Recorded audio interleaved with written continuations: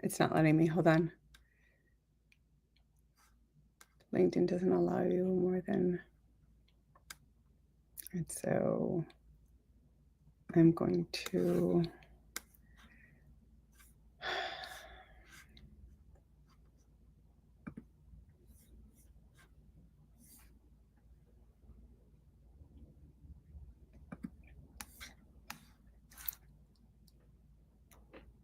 Hi, everyone. Welcome to the Friday night GLP-1 Live, Weighing What Matters.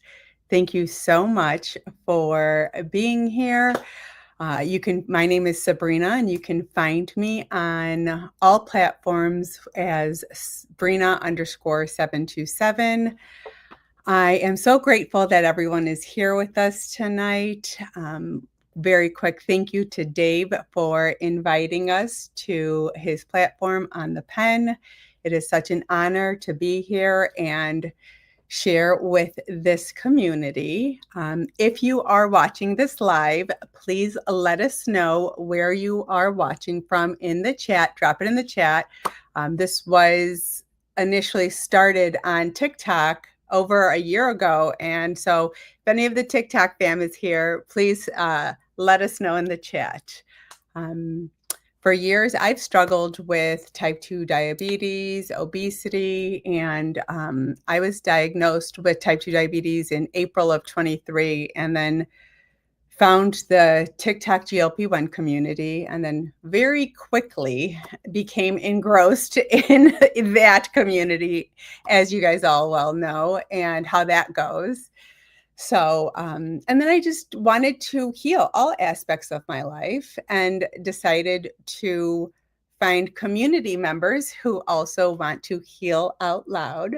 So today we are going to be chatting with some of my very favorite community members on this panel, and we're going to talk about our wins, challenges, and weighing what matters. Hi, guys. How is everyone doing? It's finally Friday, so. Yes, definitely Friday. I'm happy about that. I'm excited to be here. Yeah, so excited. Yeah. I'm so excited for you guys to be up here. Yeah, this is going to be fun. I'm really, really thrilled. Yes. I'm very excited to hear everyone's story. So I'm going to, well, does anyone have anything that they would like to bring up before we do the panel introductions? Nope. Okay, so, well, actually, let's do the church announcements first.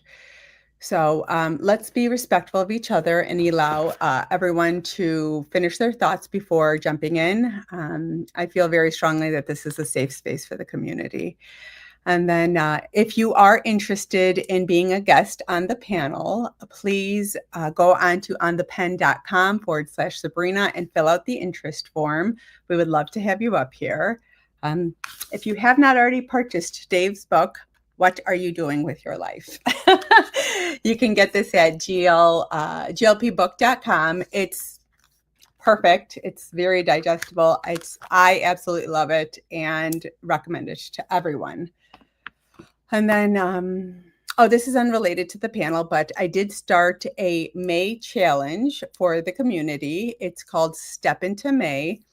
It's not anything where you would need to hit a minimum. I just ask that you get your average of what you were doing before and then just add like 1,000 or 2,000 steps to that. And progress, not perfection, right? And it's just something to motivate you to show up for yourself for the next 31 days. 30 days now. So check that out if you haven't already looked into that.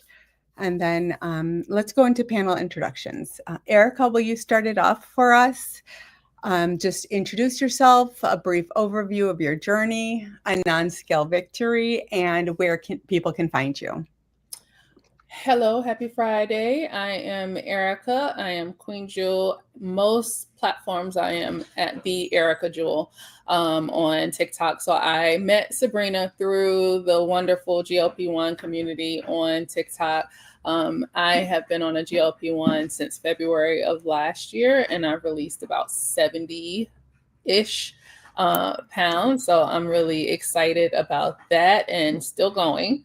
I have normal blood work. That's my non-scale victory. My blood work is normal. My blood pressure is almost always perfect when I go to the doctor. And my A1C is now, I think the last one was 5.0. And that is the first time that I have ever had a normal A1C in my adult life after being diagnosed with type 2 diabetes. So very happy about that. And I would say that that's probably my biggest non-scale victory, besides the fact that we flew last week and I did not need a seatbelt extender. I have flown a couple times and not needed one, but not only did I not need an extender, I could pull it away from my body. I was like, come on, me and Manjaro go together real good. So that's me in a nutshell. I love it. Jose.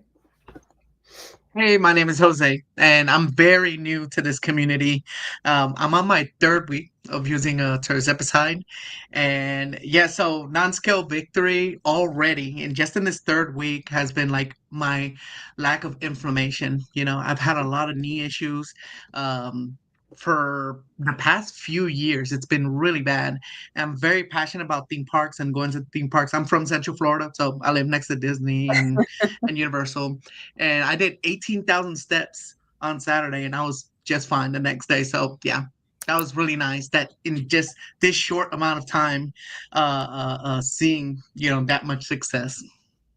Congratulations. That's incredible. Thank you, thank you.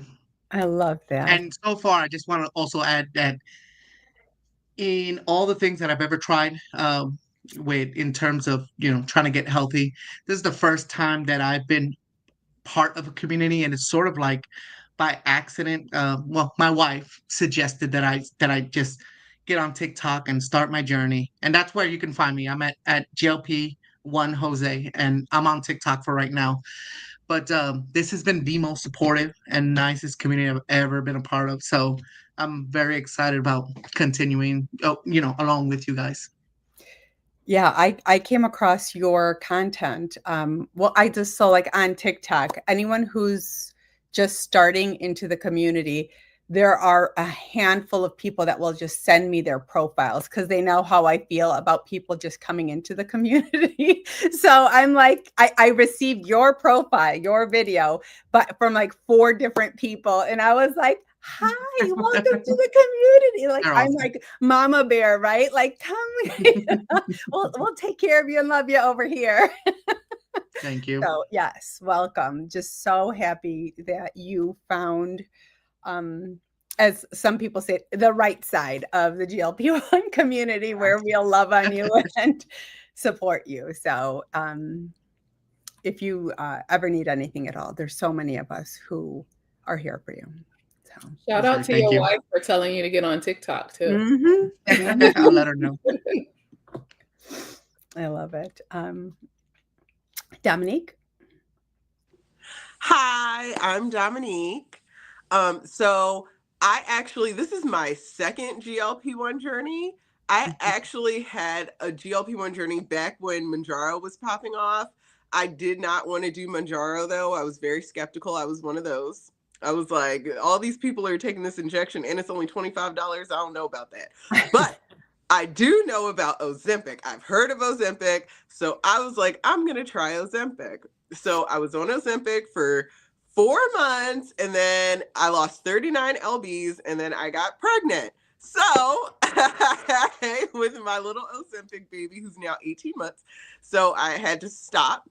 And unfortunately, I gained all of the weight back. So February of 2023, I was ready to start my GLP-1 journey again. However, the Ozempic wasn't available for me anymore because I was getting mine from Canada. This is back when you could get it from, you could get it from Canada way back when. Couldn't do that anymore come 2023. So, was it 24? I'm sorry. What was last year? 2024. Sorry. All the years are melting together. So in 2024, you couldn't get it from Canada anymore. So I decided to switch to Zepbound.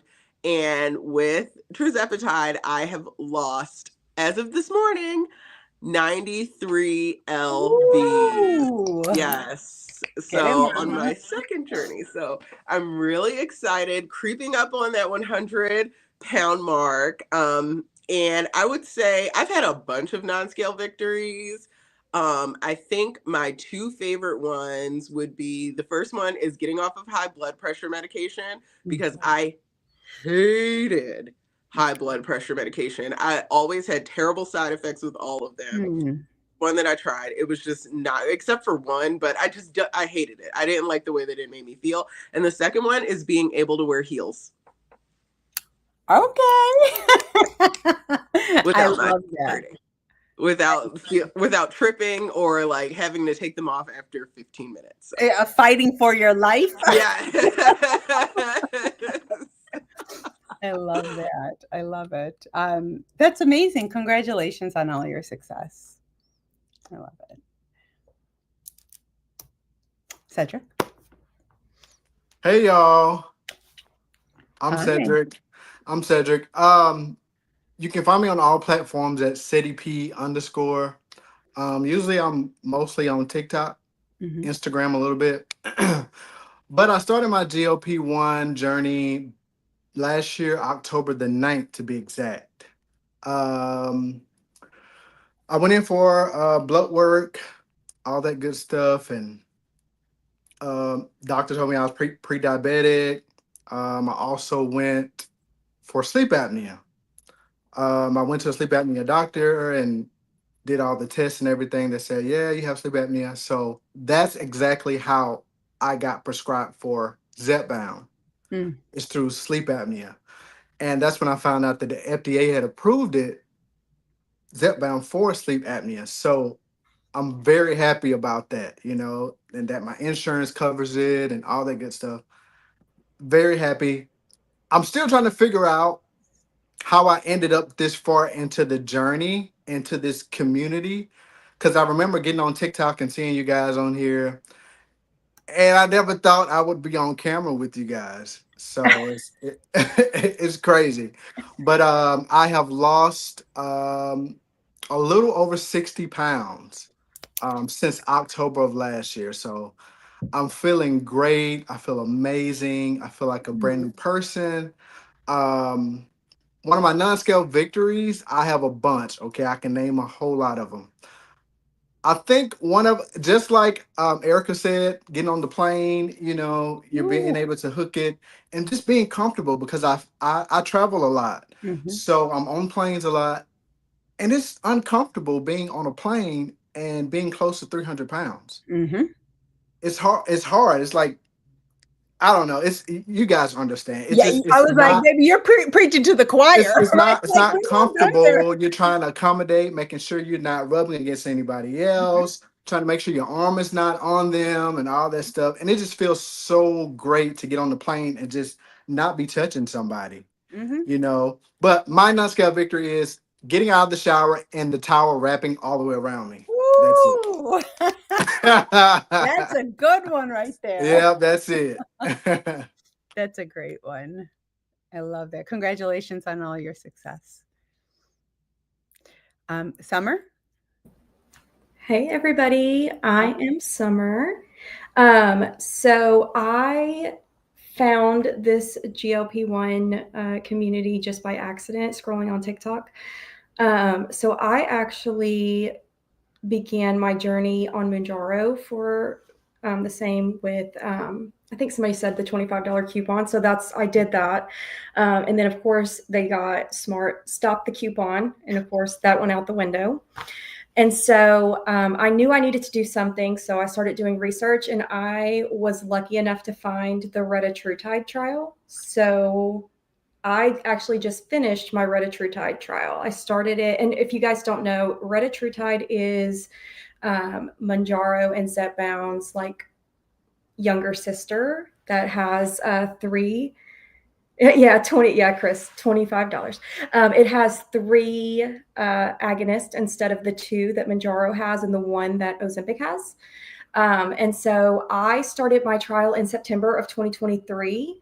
And since then, I've lost 123 pounds.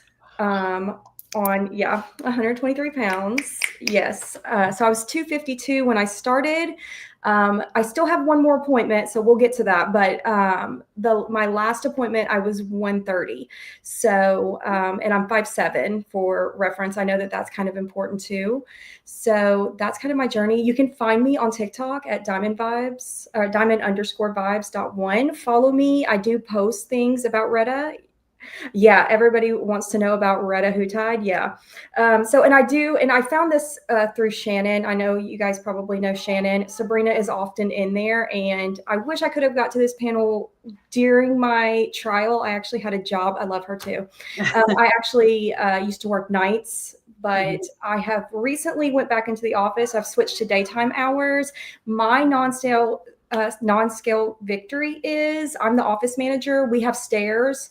I am able to carry things up the stairs. I'm taking the stairs instead of the elevator on purpose.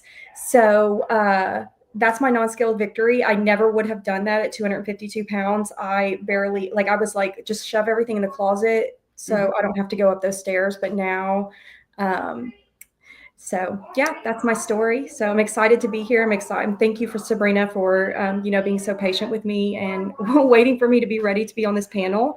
I'm excited to hear about everybody's journey. Yes, absolutely. Oh, and I'm from Northwest Florida. So I used to be in, just a few months ago, Jose, I was in Tampa, but I'm in like Santa Rosa Beach area now. If you guys know where that's at. So yeah, excited to be here. Thanks. Congratulations. Thank you so much for being here. Tara? Hello. I'm so sorry. That's okay. That's okay. Do you mind just repeating the question for me? I totally thought that 7 p.m. Central Standard was 9 p.m. my time. That's okay. We're just introducing ourselves and just where people can find you and a non-scale victory. Okay, well, I am Tara. I have lost 218 pounds on this journey. Thank you. If you don't know, I was a clinical trial participant for tirzepatide with Eli Lilly back in 2020. I was also on the OG savings card for $25, and I have been doing compound for the last probably about 2 years and maintenance for about a year and a half.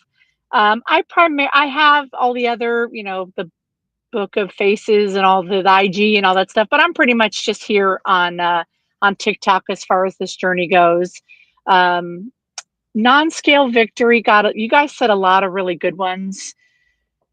And definitely I would have to say the airplane was a huge one for me, because the very last time I flew before my journey started, I remember very quietly trying to get the stewardess's attention to say, like, I need an extender. Like, I'm being real quiet. And she's like, oh, you need a seatbelt extender? And I was like, oh my God, lady, really? Which? Yeah, exactly. I was like, oh, yes, But aside from that, I would say my husband and I like to do a lot of sporting events and concerts and things like that. And, I can vividly remember walking down an aisle and you're looking for your seat, right? And people turn and, of course, they catch your eye. You can feel them looking at you saying, like, oh God, please don't be sitting next to me. Please don't, be in my aisle. And just that, your heart starts to beat a little quicker and you get a little sweaty and you're like, oh God, So the very first time we went to a sports event where in my mind, I still felt that when people started to look, right? And then I got to the seat and I'm like, okay, let me squeeze myself in. And I literally like slid down into the seat and I was like, what the heck? And I was literally like, honey, look. And it was just so, I mean, it seems so small and trivial to somebody that doesn't get it, but that felt so good. It really did feel so good to actually then sit there and enjoy what we were there to see, rather than thinking like, oh, I don't, I'm not going to get up to go to the bathroom. I'm not going to get up to get anything to eat or drink because these people are going to be aggravated at me. So that was really like a shift, I think, for me along the journey. That's powerful. Like, people who have never existed in a larger body don't think about these small things, like seating in a restaurant, at a barbecue, on an airplane, right? Like, because when you were describing walking in and you could just sense the energy, you can feel the energy, because like people will like look at you or won't even make eye contact with you, right? Like, and then you're just like, and then you're uncomfortable in the size of your body almost because of how they feel about it, right? Like, so then when you describe just fitting or falling into the chair, like I had one of those moments as well, and it's incredibly powerful. It's Congratulations, Sarah. Like Thank you. that's just so huge. I'm so happy for you. And I want to just take a second and say thank you to Summer and to you, Tara. You guys are pioneers. I mean, changing lives. And so I just want to just take a second and thank both of you for participating in the trials. I mean, it's incredible. So I honor and respect both of you. Oh, thank you. You're welcome. Oh, me. Hi, I am Sabrina. I'm 43 years old, and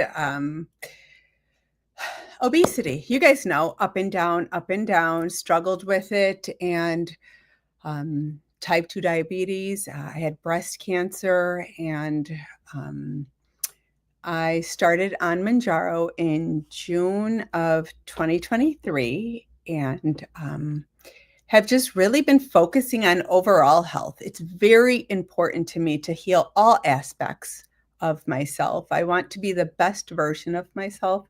And that is, I feel like that's going to be done by like I said earlier, healing out loud. These panels on TikTok and here have been incredibly therapeutic for me. So one of my non-scale victories since the last time that we had this one's a little long, but it's worth it. So I had breast cancer 10 years ago, and I went to a surgeon to see about getting a reconstruction. And the surgeon said, you are too up and down your weight. You need to be at the weight that you're going to be at. We can't do a surgery and then you lose a massive amount of weight and then it's going to shit. Like you can't do it right now. So, well, for 10 years, because of obesity, you guys know, up and down, right? That was never an option for me. But with GLP-1 therapies, I am now at a steady weight that I'm going to be at. Like, I've been this weight since September, and I scheduled an appointment with my surgeon, and the reconstruction is scheduled. Girl, I'm about to cry. I'm so happy for you. I'm so happy for you. I am very sorry. I'm just really looking forward to closing this chapter of my life. It's time. It's time to move on. So it's time to look ahead. So that's my non-scale victory. That's awesome. Congratulations. Thank you. Congratulations. That is phenomenal. And That's these are great. the stories that need to be highlighted in this Yeah. community, because I don't think people understand how much these medications are literally changing lives. Literally changing lives. It's so much more than just losing weight for aesthetic reasons. They're trying to be a skinny legend. It's Right. bigger than that. I am so happy for you. Thank you Like, so much. this is so great. Oh, I can't wait to see your new boobies. Now, I'm gonna bring some, humor into this, because I am totally gonna make a shirt that says "Skinny Legend" on it. Go away, Skinny Legend. I'm so happy for you, Sabrina. Thank you so I'm much. so excited for you. I have a lot of feelings. I have big feelings about this, and I'm excited. I'm nervous and excited and all the things. So we'll see. But I just want to thank you to everyone in the chat. Everyone saying congratulations. So you guys are amazing. Thank you guys so much. Okay. So, and you can find me at Brina_727. But I didn't mean for that to get as heavy as it did. But okay, so let's just get started. Do you guys want to just get started with the questions? Yeah, sure. We're ready. Okay, perfect. We are going to start. Hold on one second. Sorry. Perfect. Yep, that's okay. All right, we're actually going to start with Tara's question. Tara wanted to know, how do you think your life would have been different had you been in a smaller body sooner, especially for those who were overweight at a young age?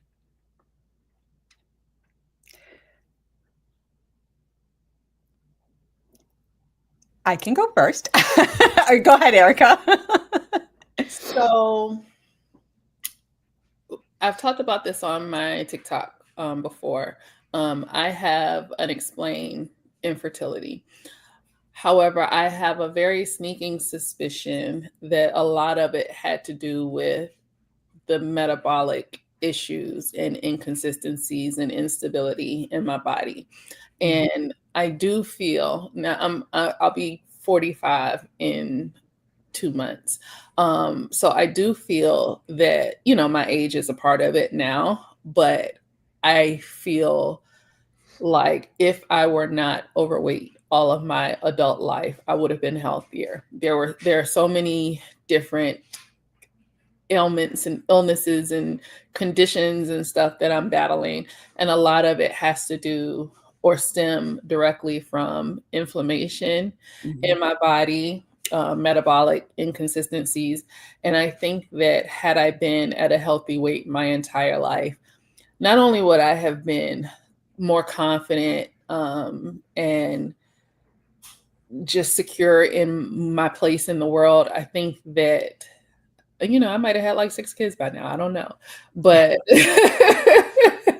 I definitely, I know that I don't really like to deal in regret, because I know that everything I've been through has made me the person that I am. I might not be as stable now if I had not gone through some of that stuff. But, you wonder. So. Yeah, that's so true, though. All of that is so true. But, and I agree with that, Erica. Like, we are who we are because of what we've gone through, So, does anyone else want to go? I can go if that's okay. Go for it. Yeah. Okay. Yeah. Just exactly what you guys were saying. I would hate to say that I've been struggling with weight probably since I was like 9 years old. I remember running in phys ed, and we had to run a mile, and that was part of like a test or whatever. And that was in a time where I was like not not very big, but I was still the biggest kid, and so it was like I was like the odd one out and all that stuff. So I feel like opportunities throughout my whole life could have been better. You know, I would have had more opportunities. You know, this thing that they throw around a lot that they say there's pretty privilege. Sometimes there's skinny privilege too. Like in jobs, school, everywhere. Like, up when you're overweight, you're taken, less serious. Unfortunately, Mhm, that's the way I feel anyway. But at the same time, everything that has happened in my life has led me to the life I have now. mhm, I'm married. I have 2 kids. I have mm. 3 beautiful dogs. I have a house. Everything else in my life is perfect, So yeah, the my health journey is just one part of my life. It's not my whole life, but Mhm. yeah. So yeah, I think the opportunities there would have been a lot more um, readily available for me throughout anything that I might have tried or pursued. But I'm happy the way everything turned out. I love that. And I agree with Do that. we do we answer our own question? Yes, absolutely. To some people, because like in the past, like when I would read someone's question, I'm like, and I would pick that person, they're like, don't pick me first. Well, I really thought hard about what I would want to ask. And when this question popped into my head, it really had me just reflecting, and just like you, Jose, I remember being overweight at 9 years old. I weigh less now than I did when I was 9 years old. Wow. So, always being in a bigger body was literally my entire life. And I can remember, um, you know, joining a basketball, an all boys at the time, because girls didn't really play basketball, but I joined a basketball team. None of the boys would pass the ball to me. I was very big into music, and I joined like a local theater, and I could sing and perform and all that stuff, but I never got the lead part. I was always not the right fit, not the right look. They would never tell you, oh, you're too big, right? But they would, oh, well, you don't really fit what we're looking for. And I just feel, even they would never admit this, but my brother and sister-in-law got married in 1987. I was, I think, 12. I was the only person not in their wedding. I mean, all of my sister-in-law siblings, all of my siblings, down to cousins, and when it came, and her sister and I were the exact same age. We were 4 months apart. So it wasn't like, oh, I was too young, and it just came down to, well, we don't have anyone to walk with you, and I know that it was just that I didn't fit. I stood out, you know what I mean? And I also dealt with infertility. I have, I have a biological daughter, and that was my one and only pregnancy. And I always wanted a lot of kids, 3, 4 at least. And it's hard sometimes not to be, get into like, oh, poor me, what if this and what if that? But, like Jules said, I also have the most beautiful adopted son that I've had since he was born. And I would never have looked into that if I didn't have an infertility issue, And so I can't look at things like what would have been or could have been, because, my faith tells me that what should have been is what was. Mm-hmm. Sure, would it have felt good to get the part back then? Yeah. But you know what? Maybe it taught me something. Maybe I worked a little harder. Maybe I practiced a little harder, to do better the next time. I just like to think that there was a lesson to be learned, or something that was revealed later, But as much as I believe that, and I wholeheartedly believe that, when I think back to the 9-year-old, the 10-year-old, the 13-year-old, it didn't feel good, and it's hard.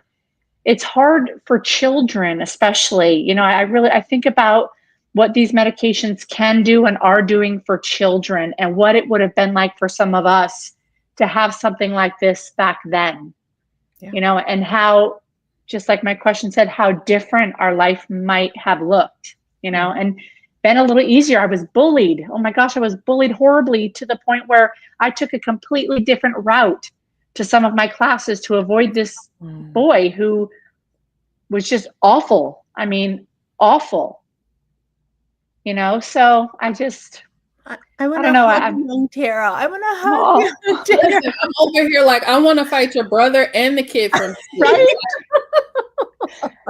I just want to talk to him. Give me. But that same brother looks at me now and tells me that I'm a bag of bones. He has no right to say not anything, in my I'm opinion. like, you have no wow. right to say a thing, not one single thing. Tara, what's his name? I just want to talk to him. I know. His name is Bill. Not Tara throwing him under the I bus. know, Bill. I'm calling you out, Bill. Bill, we're Tell gonna Bill find to you. come see us. We're gonna find Bill. Okay. It's been 30-something years. We're not over it yet. That's right. We are not. We're not. Clearly. Oh, wow. Yeah. There's things. So this one's kind of hard for me. This question is very, very difficult for me, because how do I feel that my life would have been different? These medications, as we know, have been around for 20 years, right?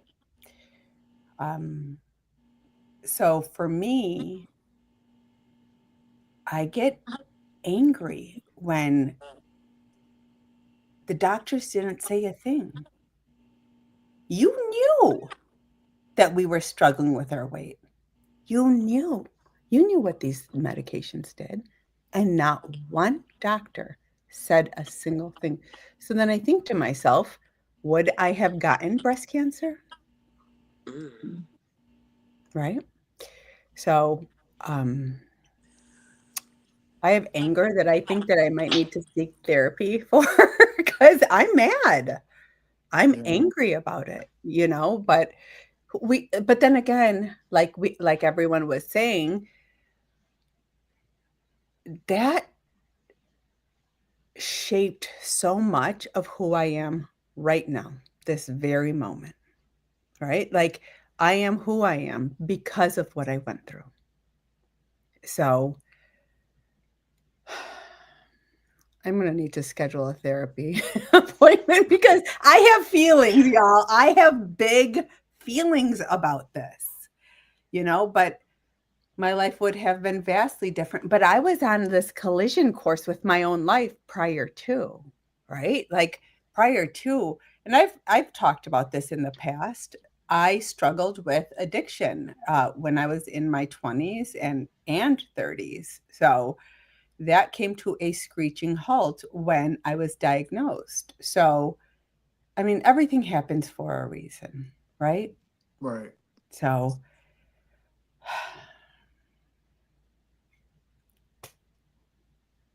I'm gonna let this one go.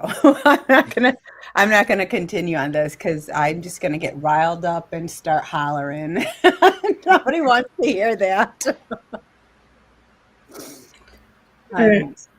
So I really struggle with this question. I've been sitting here thinking about, what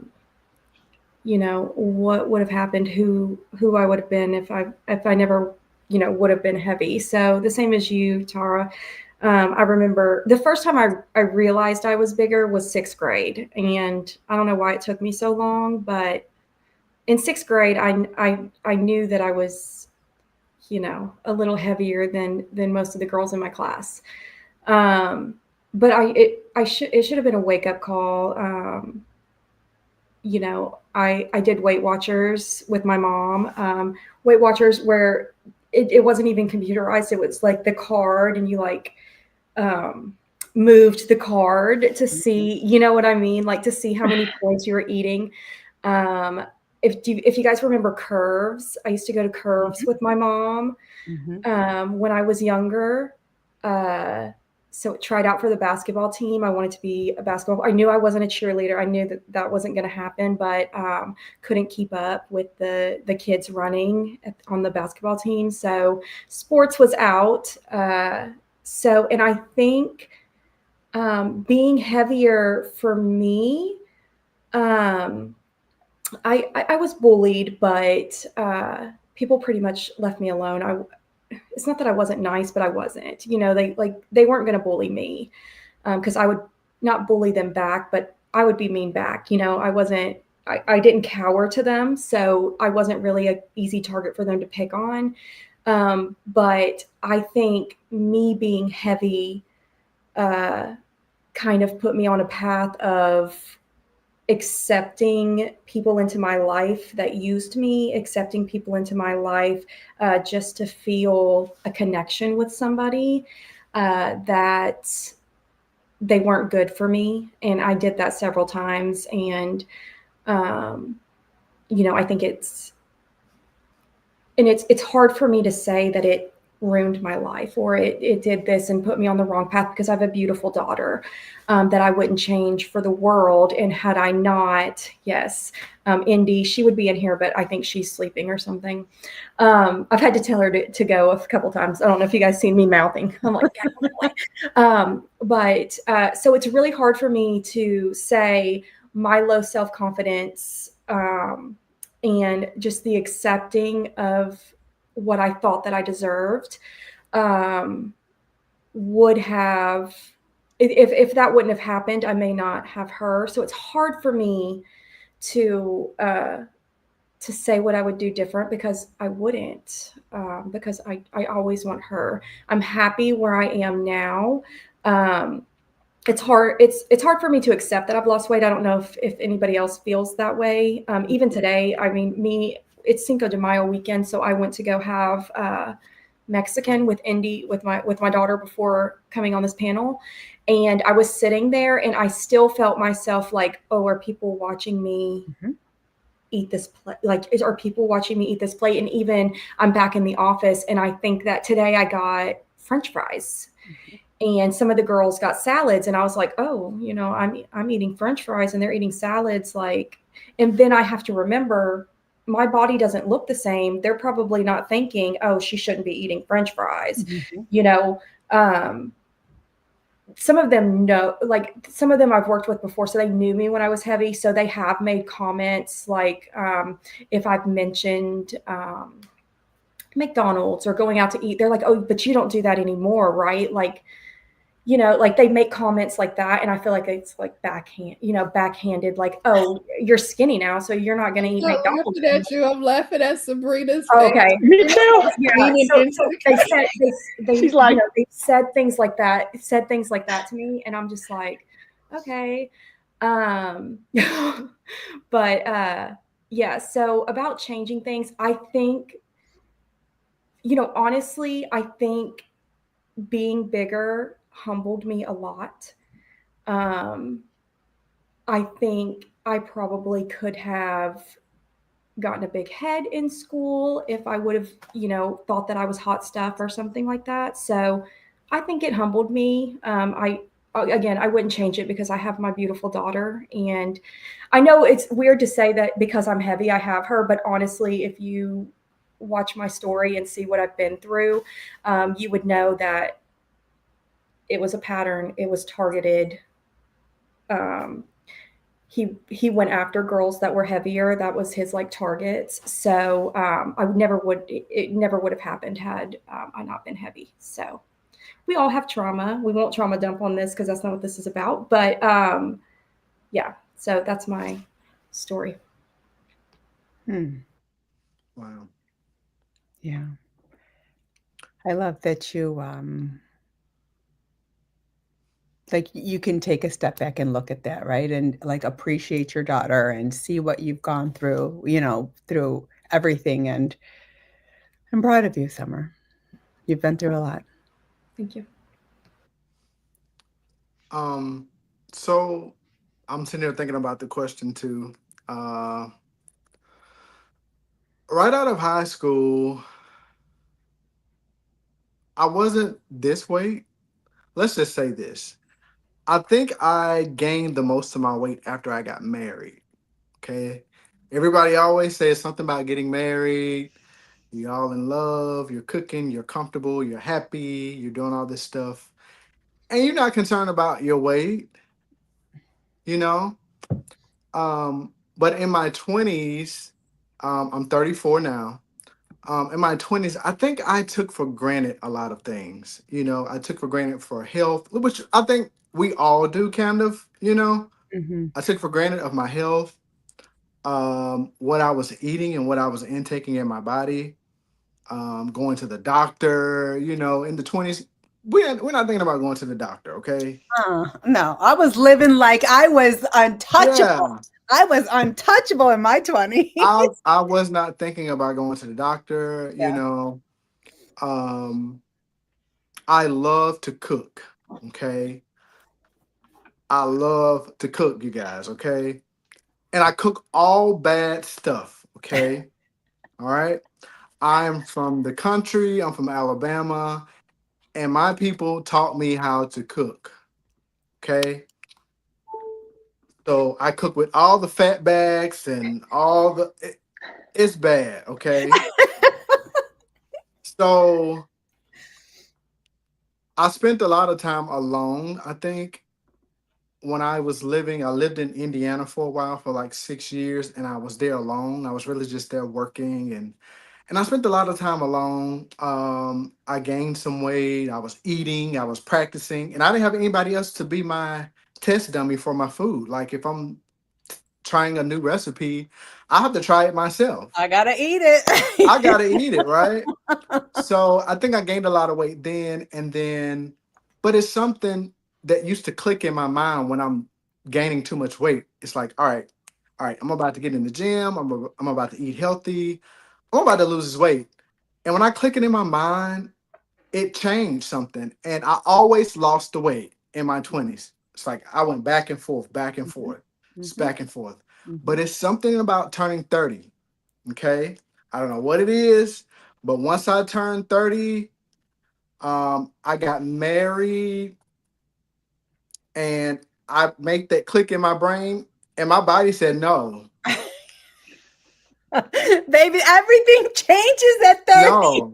This was back in your 20s. There's no clicking back and forth now. You got to do something different. Like, what's going on? Yep. So just still eating and then I try to lose weight and it never happened. I went on diets, I was working out. You might lose, but this is the thing too. I think what's discouraging to a lot of people. We go on diets for 2 months. Let's say 2 months we go on a diet. Mhm.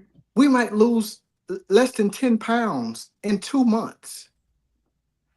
It's hard to stay on track losing 10 pounds over a couple months. Mhm. It's like, dog, I did all of this work. I put in all this work in the gym, eating healthy, and my body is still looks the same. Mhm.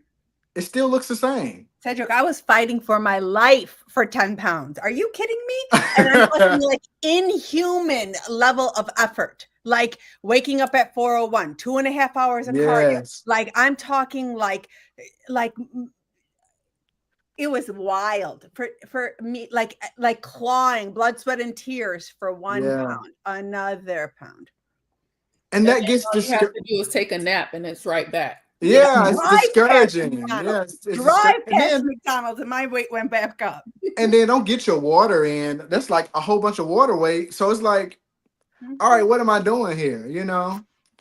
Um, and people don't really notice that you've lost weight until you've lost like 30 pounds. Right? Mhm. Am I 30 right? pounds. Do y'all see 30 that? pounds is when people notice. Yep. Like once you get to like 30 Mhm. pounds, they're oh, you look different. Mhm. Um, but after I got married, I was dieting, I was exercising, and nothing was changing. And so I was like, you know what? I'm gonna just eat. I'm gonna just eat, just forget about it, forget about the gym, forget about all of that. I'm done. You know. We ended up moving to Georgia, um, in Savannah, Georgia. And when moving here, I wanted kind of a new beginning. It was a new thing, had a new job and new opportunities, um, and I was going to back and forth to the doctor. I was like, Doc, we got to do something. Something is wrong with me. I cannot lose weight. Mm-hmm. I know how to lose weight, but it's not happening. So that's when he told me, he was like, I think that you have sleep apnea. And most people who have sleep apnea are overweight. Mm-hmm. Their body is not getting the proper rest that it needs when you're laying down to sleep at night, you know? So I was like, okay, I wasn't putting two and two together, but I was like, okay. He's like, well, I'm gonna send you to over here to get a sleep test. Got the sleep test done, and then they say, yeah, you have sleep apnea, blah, blah, blah. Went back to the doctor. That's when my doctor was like, you know that Zepbound is prescribed for sleep apnea now. It's like, what? Okay. And I at the time I didn't really know what Zepbound was. All I knew was Manjaro and Ozempic. Mm-hmm. You know, at the time I didn't really know too much about the medical term like tirzepatide and Mm-hmm. retatrutide. I didn't know anything. Okay, I just knew Manjaro and Ozempic, and I was like, I don't care what you put me on, just put me on something. So the Mm-hmm. first time around when I first went to the doctor, they prescribed me for Manjaro. And this is before my blood work, before the sleep apnea and everything. And my insurance denied me, of course, because I'm not a diabetic. Okay. But I'm headed there. They said I was a pre-diabetic. I was like, okay, so I have to be a diabetic in order to get the meds, but I'm headed that way. I'm a point away from that. So I need to try and push to be a diabetic to get the meds. I'm just Mm-hmm. confused. It's Mm-hmm. confusing. Mm-hmm. And it makes me mad because it's like, all right, do you guys really want us healthy? No, of course they don't. Of course they don't. It's a business, Like Cedric. if I'm headed towards a way that I shouldn't be, hello, give me something in order to push me back to the other direction. Mm-hmm. All right, and now you're just making sense, Cedric. No, I'm no, making but sense. honestly, no. I mean, Dave said it's not healthcare; it's sick care in this country. Yeah, it is. And I'm frustrated at this point. I'm frustrated. Mm-hmm. Eventually, I went back to the doctor. Well, I went to the nurse practitioner because I was like, maybe I can see somebody else. And she, so I seen the nurse practitioner and she was like, yeah. And then just when she looked up the Zepbound, she's like, yeah, it's prescribed.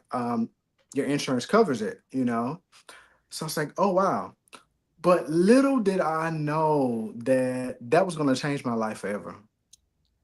Aww. It changed me forever. Okay. Um, Before I started taking it, though, I did a lot of research, and I tell people all the time that are just starting out on the journey, go to TikTok and get some information because these doctors are not giving you the information and the tools that you need to succeed and to be great Mm-hmm. on these meds. Mm-hmm. I've never taken an injection before in my life until now. So you're telling me they didn't even tell me how to do anything, how nothing. How you tell me to Yep. inject something and you don't tell me anything. Mm-hmm. You don't tell me that I need to get at least 80 ounces of water in. I need to get my protein in. I learned that from all you guys. From TikTok.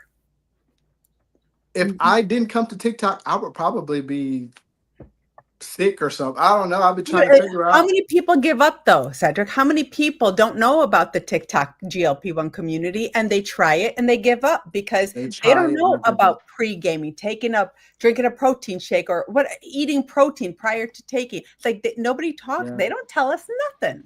They don't And tell. They I don't tell tell me people nothing. all the time when I step foot out of my bed, a protein shake goes in me instantly. The very first thing I do You is you drink got a protein you shake. got to have the protein Mhm, and the water, the electrolytes. They didn't tell me any of this mhm. to succeed in this. And so they wonder why you're on TikTok all the time. I did all this research, like it was crazy. But it changed my life. And I'm very grateful of this journey. It has been amazing. Okay. And I hate that I didn't start earlier. Mm. Yeah, I wish I would have started 2 years before, and things may have been different. Yeah. But yeah, that's my story. I can't say that any regrets or missed opportunities in my past. I just think that I took for granted of my 20s and just living life, Yeah. and it led me to where I am today. Yeah. Yeah.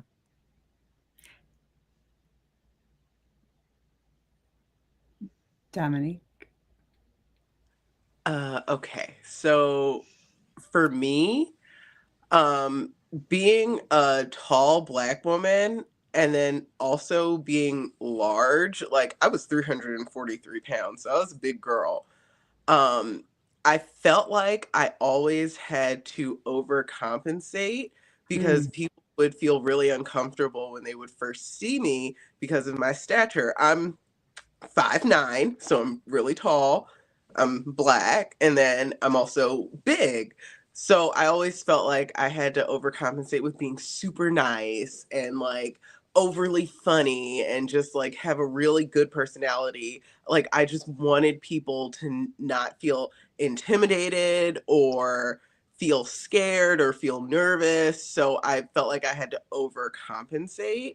And I feel like that also affected my confidence a lot, Mm. um, in a lot of different ways. So I feel like I probably wouldn't feel like I had to like people please as much if if I didn't grow up bigger. I mean, I wasn't always in a bigger body when I was in my 20s, like Cedric was saying. When I was in my 20s, I went through a big weight drop. And so I was big from childhood all through college. And then after I left college, I became a vegan. After I graduated, I became a vegan. Was doing all types of crazy stuff to be skinny. I only got to 230, but my life was completely different. People treated me better. Like it was just completely different because I was in a smaller body. I was like a size 12. Then I got married, just like Cedric said. Then I had a baby. So all the weight came back and I was like, oh gosh, I'm here again. And when I Mm. tell you I did everything Mm-hmm. under the sun to try Mm. and lose the weight because I had experienced life in a smaller body. So then going back to the bigger body is like, it was like crazy. And then I like went on a journey to like just accept the bigger body because I just never thought it was gonna after like 2 years of trying to lose the weight after I had my son, I gave up. I'm not even gonna lie because I tried everything. Like I remember right after I had him, I was going on these long walks for miles. I was counting every morsel of food that I was putting in my body, and nothing was happening. All I did was mess up my milk supply. So like I just Aw. yeah, that's all I did was just mess up my milk supply. So I just gave up. I was like 2 years of this and nothing is happening. I just give up. And like, so I went on this journey to try and accept my bigger body and like dress better and all this stuff. But I still felt like I had to overcompensate because of being in a bigger body to make other people feel comfortable around me. So I feel like that would be different for me.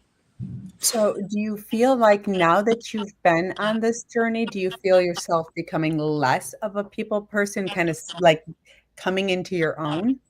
Um, no, no, but I feel like I now have pinpointed the reason why I felt like I had to be Mm. a people pleaser, Okay. if that makes any sense. Like I didn't really notice that I was like being so overly nice and like Mhm. laughing and having to smile and like all of those things. I didn't really notice that until I started being in a smaller body and I didn't have to do those things to get a certain reaction out of people, if that makes any sense. Yep. Like now when I walk into a store, people don't even like it's not even a thing, if that makes any Mhm. sense. Whereas before when I would walk into a store, I would feel everybody be like, or like if I'd walk into a room, I could literally feel now everybody's just like, oh, like I don't have to do anything. Like just me existing is okay now.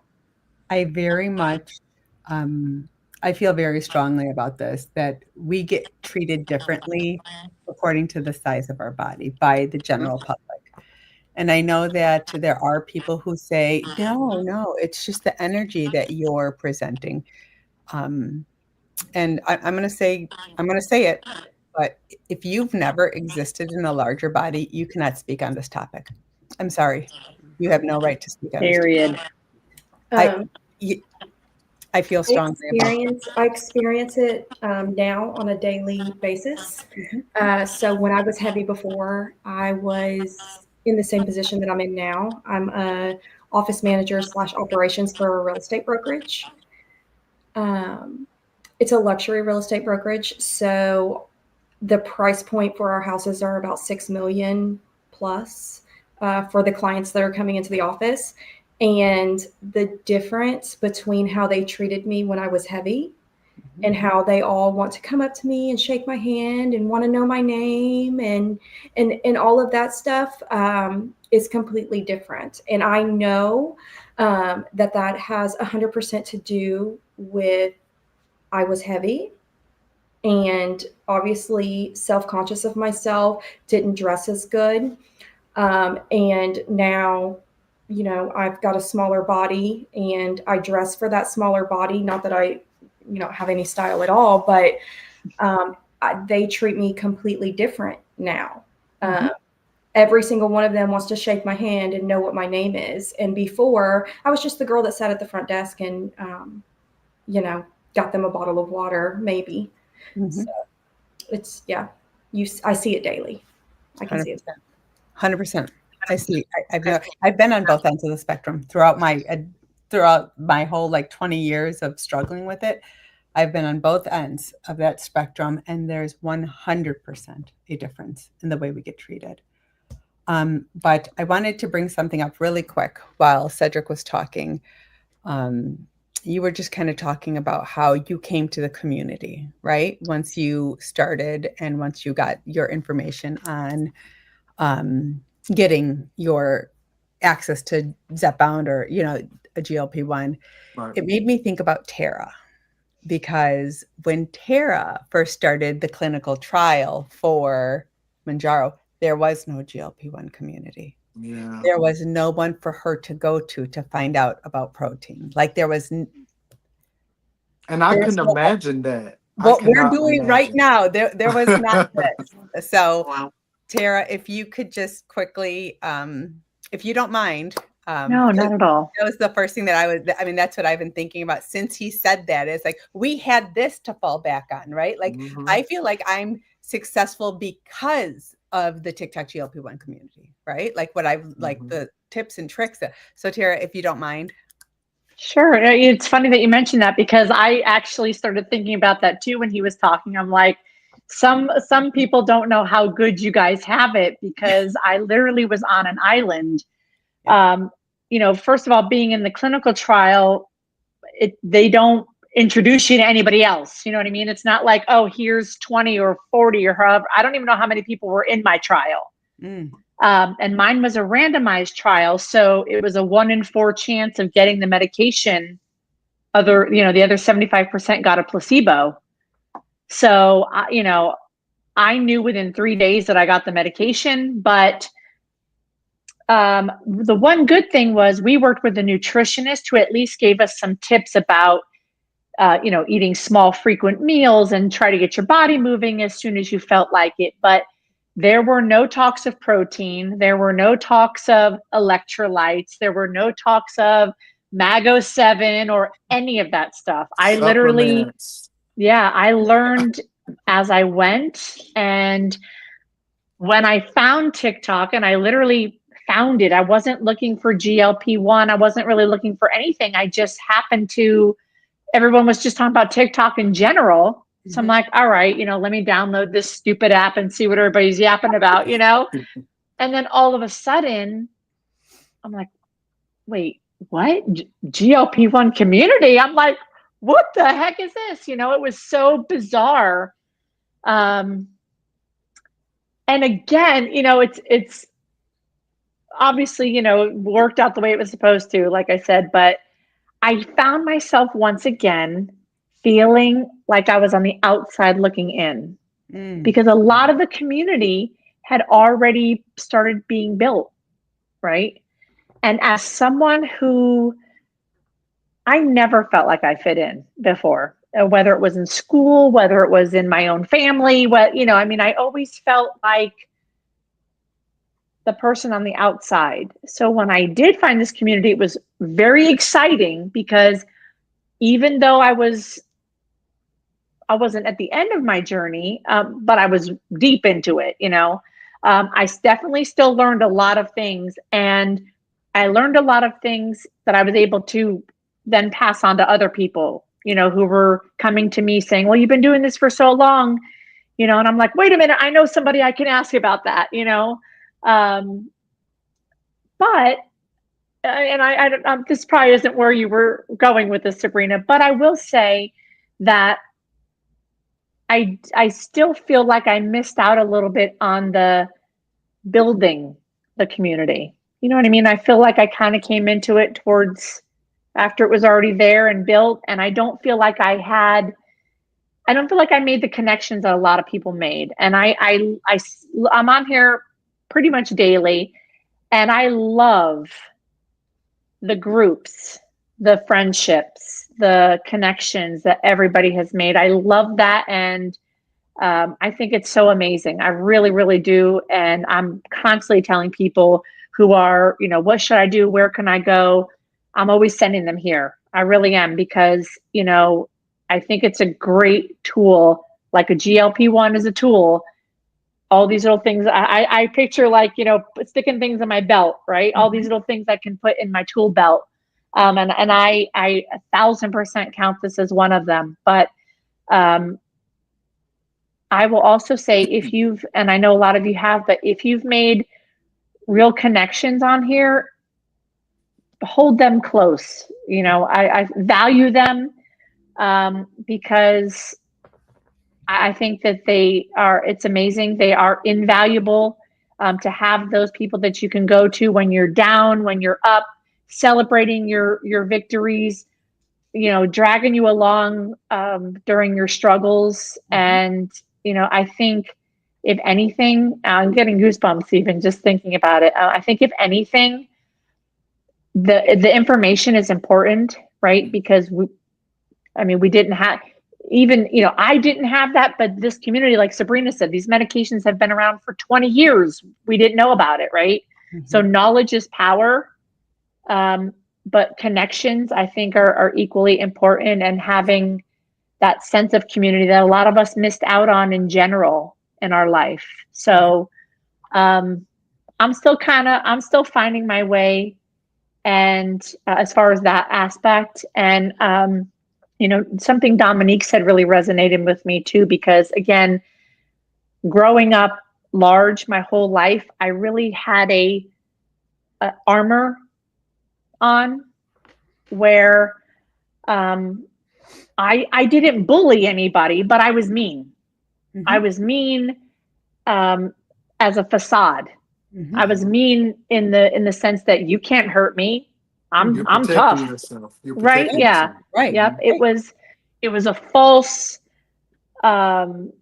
just not, I won't even say sense of security, because it never made me feel secure, but it, on the outside, it looked like, wow, she's tough as nails. We're not going to bother with her. But then people didn't bother with me. You know what I mean? So I went my whole life not making connections in a bigger body.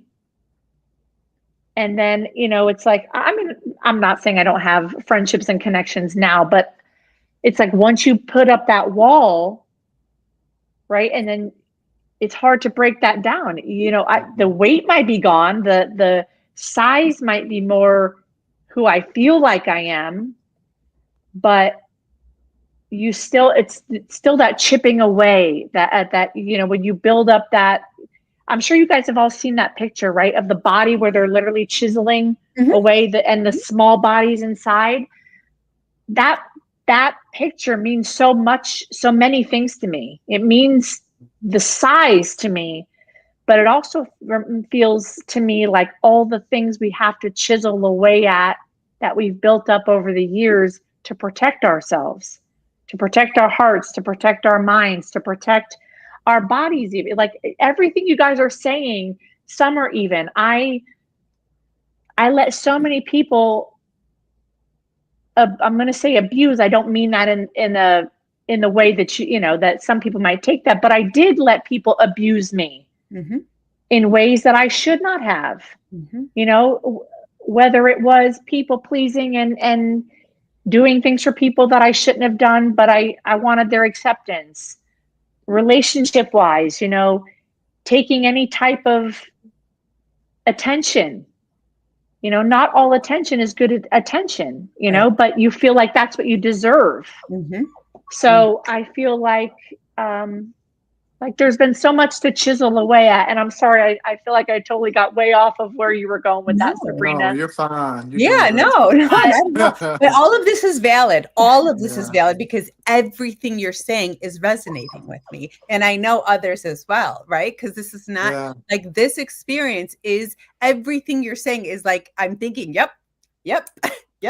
So, and that's what I love about this is that I feel like everything that everyone has said so far about whether it was introducing yourself or answering a question, I see us all shaking our heads and we feel it. You know what I mean? We feel that in one way or another. We've been that person, we've been there, and we know what it's like, and having that validation. I never felt like I was someone who needed to be validated before, but now that I have it,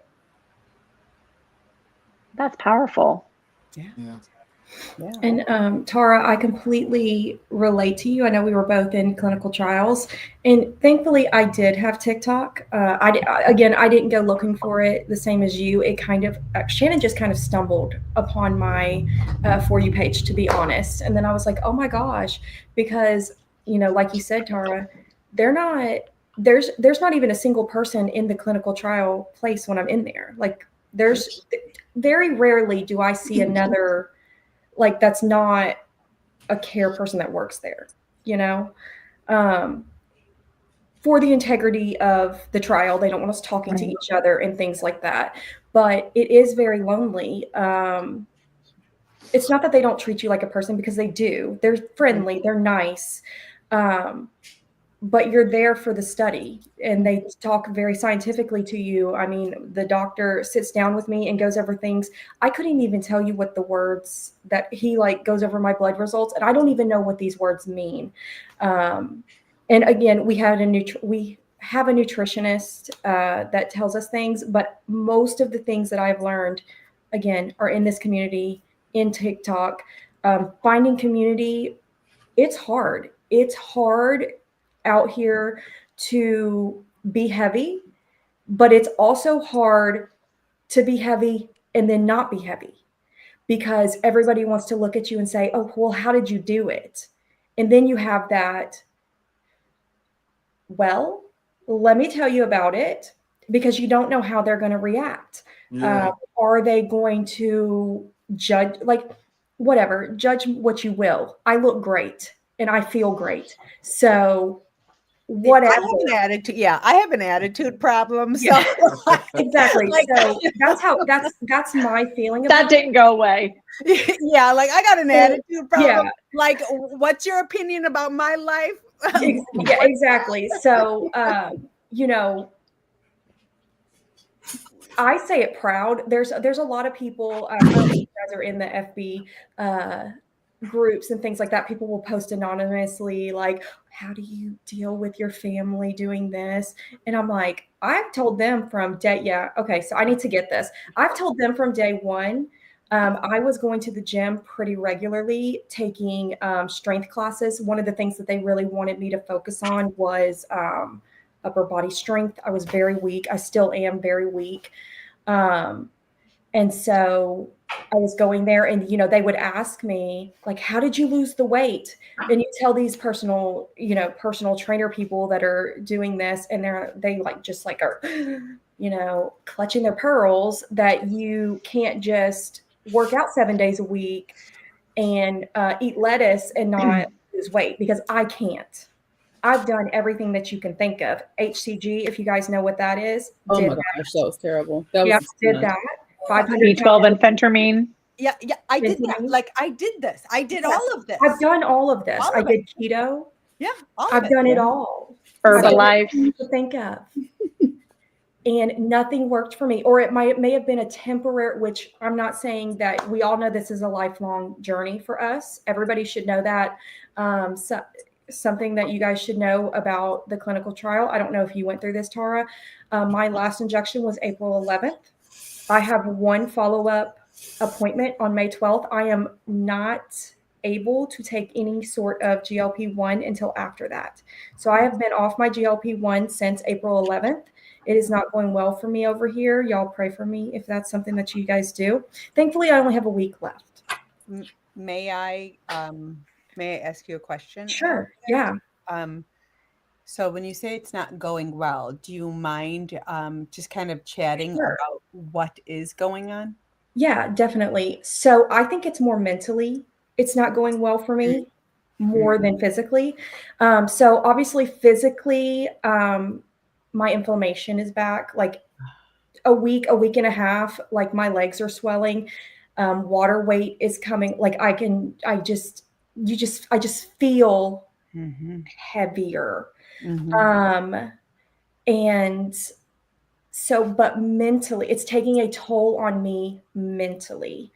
And as somebody who has struggled with using food as a comfort, and since September of 2023, I have not had the urge to do that. And now it's like, that's what I want to do. Like, okay, I'll just have a snack. Okay, I'll just have this. I'll just have that. It's, I have to watch myself getting on the scale. I'm trying to not do that. I know, so my plan is to get on a compound.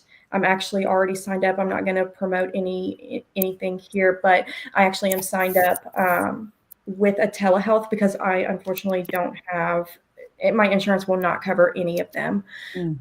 So I am going to get on compound. My parents are on compound tirzepatide. I'm going to attempt semaglutide because I'm a hyper responder. I talk about this a lot on Shannon's morning. I respond quickly to these, and I did to Manjaro as well. So I'm hoping semaglutide will, because cost wise is the reason why I'm going with semaglutide first. So hopefully I'll have it May 12th. I've got my appointment May 7th, which I know it may be, a little bit after that, but that's my plans. So yeah, you guys know that this is lifelong. And if it's not lifelong, if you guys are on a GLP-1, just take the time to be mindful, like Sabrina said, to work on mentally the reasons why. Obviously, we all were bigger for different reasons, medical illnesses. Mine was, so everybody talks about like, oh, I got off high blood pressure. I got off this, I got off that. I'm sure I was headed there. Not one doctor ever mentioned anything to me about losing weight ever in my whole life. Anytime that I went to a doctor, I mean, I weighed 250 pounds and the doctors didn't say anything to me about losing weight. I knew I needed to lose weight, but sometimes coming from a doctor and, like Cedric said, you're 1 point away from being a diabetic. You've got sleep apnea. You got all this.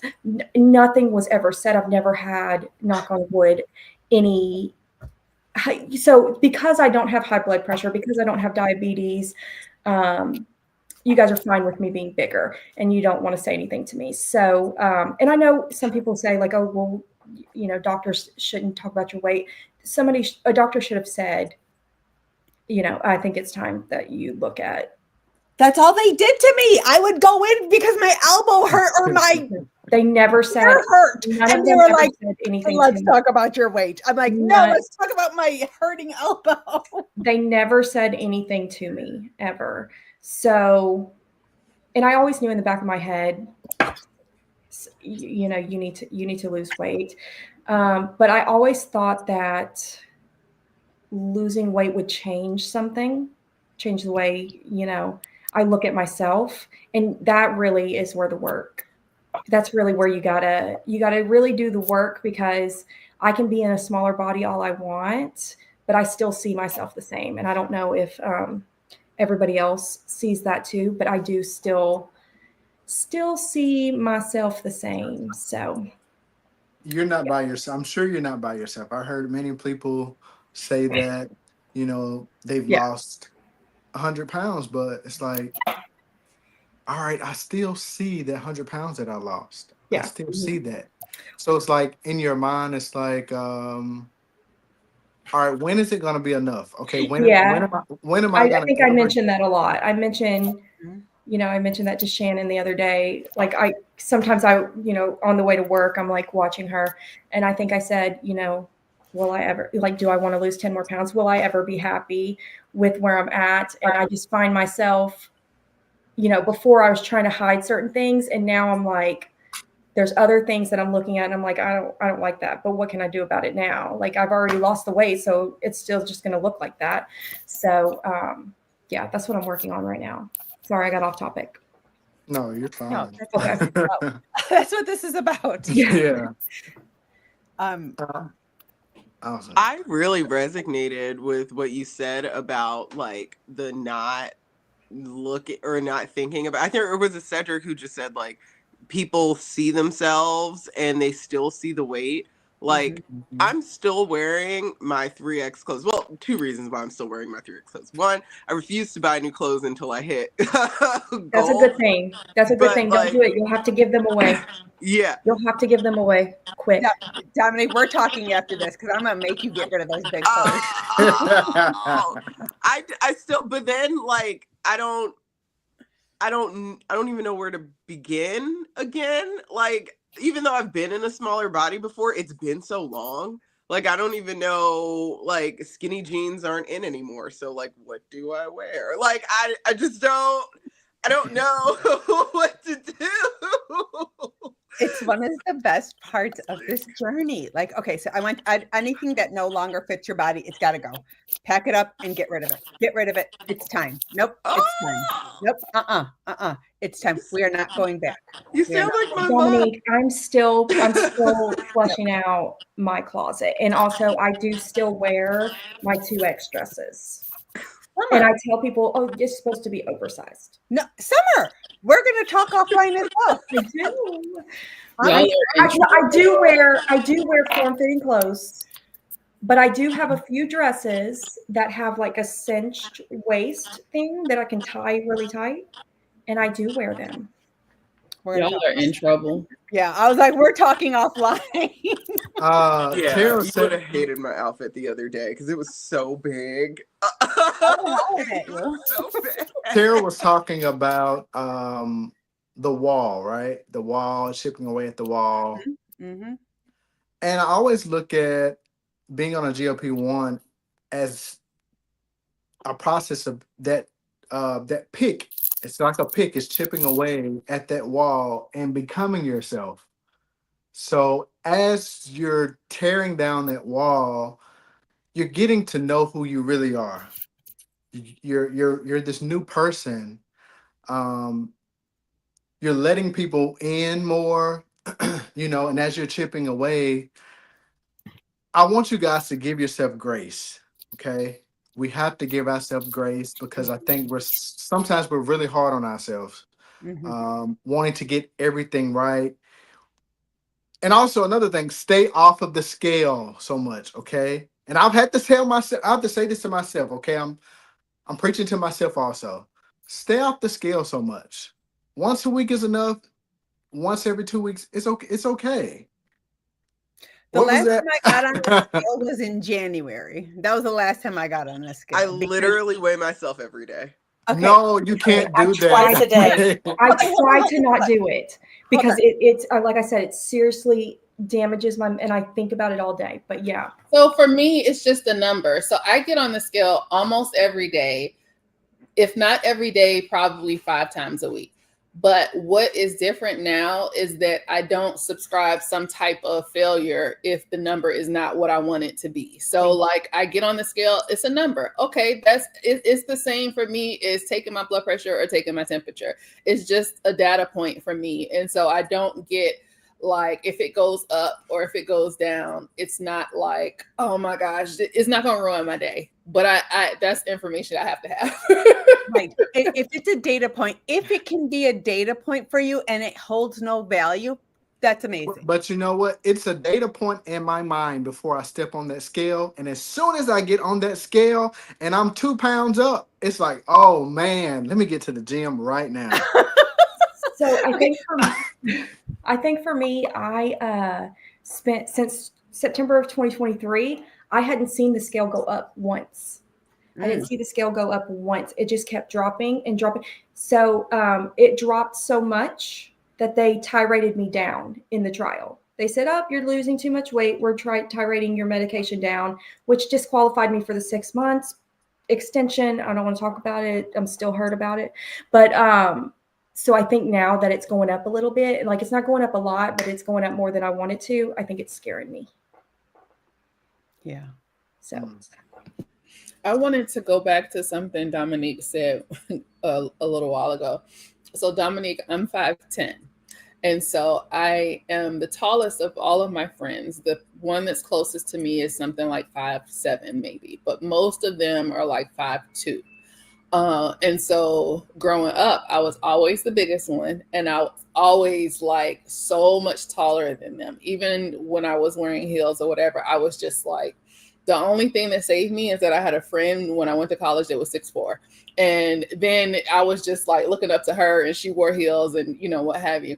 But it was a running joke that, you know, when people say, you know, they were overweight when they were in school, they're like, oh, people were mean, they teased me.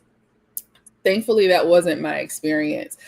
But I think it's because of what you said. I felt like if I'm going to be the biggest in the room, the tallest in the room, I at least got to be funny. I at least got to have a good personality. I'm going to be everybody's friend. Like, because you can't be big, too tall, and have an attitude. Like, you got to pick a struggle. Like, that's how I felt. So it's like, you know, I chuckled to myself when you said that, because I'm just like, yeah, I understand that, being the biggest and the tallest in the room. And, you know, you just have this pressure to just be, well, she better be nice, you know? 1000%. And I feel like it got worse when I entered the workforce. Oh my goodness, like professionally, I felt like I just had to like really overcome. Like I felt Just like what I I was had to gonna be say. the Yep. best at my job, and like I'm always meeting deadlines, and I'm just always so pleasant, and like I have the greatest and I'm gonna work hard, and like all of those things. Like I always felt like I had to be the best, and like now I can't, because I have 2 young kids, but like at that, I remember like I was just like always like, okay, I have to do this, I have to do that, I have to be better than everybody because they're judging me. I have to be really, really nice because they're judging me. I want everybody to feel comfortable around me. Like it was hard. It's hard being Same tall. thing here. Yeah. And I've done that for such a long time, especially at work. I'm 41 now, so I've been working, since I was 18. That masking, it just becomes you. It becomes my personality. I think that was me. I identified as a people pleaser for a long time. And I was all my interviews for any job, I'm like, I have a servant attitude. I have a, like that was just me. But yeah, to think about it, it was just like people pleasing because you felt like you had to make up for what they may be judging you based on your physical appearance. It's crazy, but yeah, definitely. Yeah, I feel like I had to overcompensate as well. Darium said this perfect right here, where he said constantly having to prove you're not lazy, sloppy, messy, or less smart. Absolutely. Like he nailed it right on the head right there. It's that's exactly how I felt. I was overcompensating. So everyone answered Tara's question, right? Okay. Yeah, we went beyond. Yeah, we always do though. That's the best part of this, right? Yeah. That's the best part of it is but Jose had a question that I wanted to present to you guys because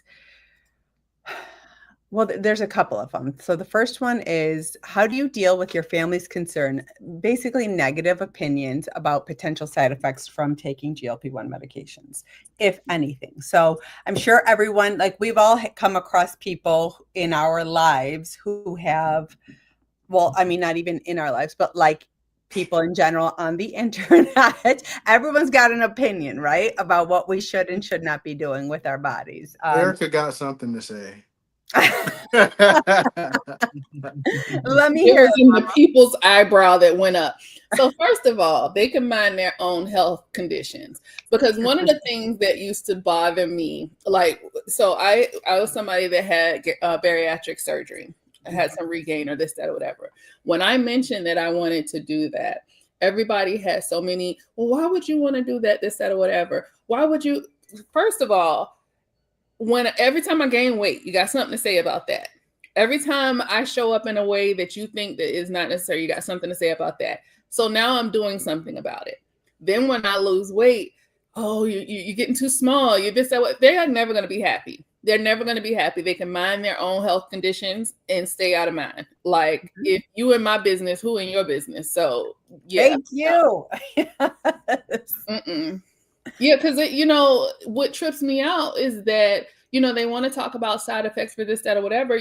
Let's talk about the side effects from diabetes. Let's talk about the side effects from obesity. Let's talk about the side effects from sleep apnea, asthma, like high blood pressure. All that. Let's talk about that. In the end, that was the deciding factor for me. I was like, this, being this big has way more side effects than what I may go through it. And I feel like a lot of it is just miseducation. I got prescribed for Ozempic back in 2021. I did it for 2 weeks. I didn't have TikTok. I didn't have any community. I was embarrassed to tell anybody that I was even doing it, except for my wife, of course. And she's always supportive in everything I do. But yeah, the nausea, I just quit. I just quit because it didn't feel normal. I was scared. I didn't know anything about it. It wasn't and people weren't as open that they were using it like they are now. Just they're becoming a little bit more open. But yeah, that was the deciding factor. What you just said, the side effects of being this big. Yeah. I'm sick and tired of it, and I just, this is something that I need to do. And most of the people that have so much to say, they don't drink water. Their urine probably looks like sweet tea. Like, McDonald's chicken nuggets. You want to talk about what I got going on over here? No, absolutely not. They eat a Burger King chicken fry, vaping, everything, but you want to talk about mind your business. Right. People who are like slanging and drinking and smoke and doing all the things have such a loud opinion about what we're doing for ourselves. Like, so, like I said, sorry, that was pretty visual. Aren't you worried about what it's going to do to you in 5 years? No. That's what I say. I say no. Well, what do you mean? I have a friend who's been on it 11 years. Like, so what people, they are uneducated. People are uneducated. And even the trial doctor said, oh, well, we don't know, what this is going to do to your body 5-10 years from now or whatever. I have some stories about one of mine who is eccentric. That's what I'm going to call him, eccentric. Yeah. And he doesn't believe in vitamins either, because I asked him about vitamins and he's like, so I asked him about collagen, because I don't know if my nails are so weak. And so I started taking collagen, but it's like hurting my stomach a little bit. And he's like, well, you're not going to take that collagen and it's just going to magically go to your nails. Your body naturally makes collagen. You don't need to take that. And so I was like, okay. So thanks for that. But I also asked him about compound and he was not a fan of that either. So yeah, I would probably just not be speaking to that. Yeah, I did. I wrote once he said some things to me. I was like, I just nod my head in the trial and Yep. just say, Mm-hmm. There, So there's a lot I could say on that question. Some things that I probably can't say that I've said to somebody else. Um, because I'm a very, very nice person. I have a huge heart, but I'll get you off my back. But anyways, in the beginning of the journey, I was like, it wasn't that I was hiding it or anything. It was just like I wanted to make sure this worked for me before I tell somebody else, you know. Mm-hmm. So once that first month, and I tell people that first month on a GLP-1, I dropped the most weight like quick. I think I lost like 15 pounds in the first month. And mostly that's like water weight and all that, Mm-hmm.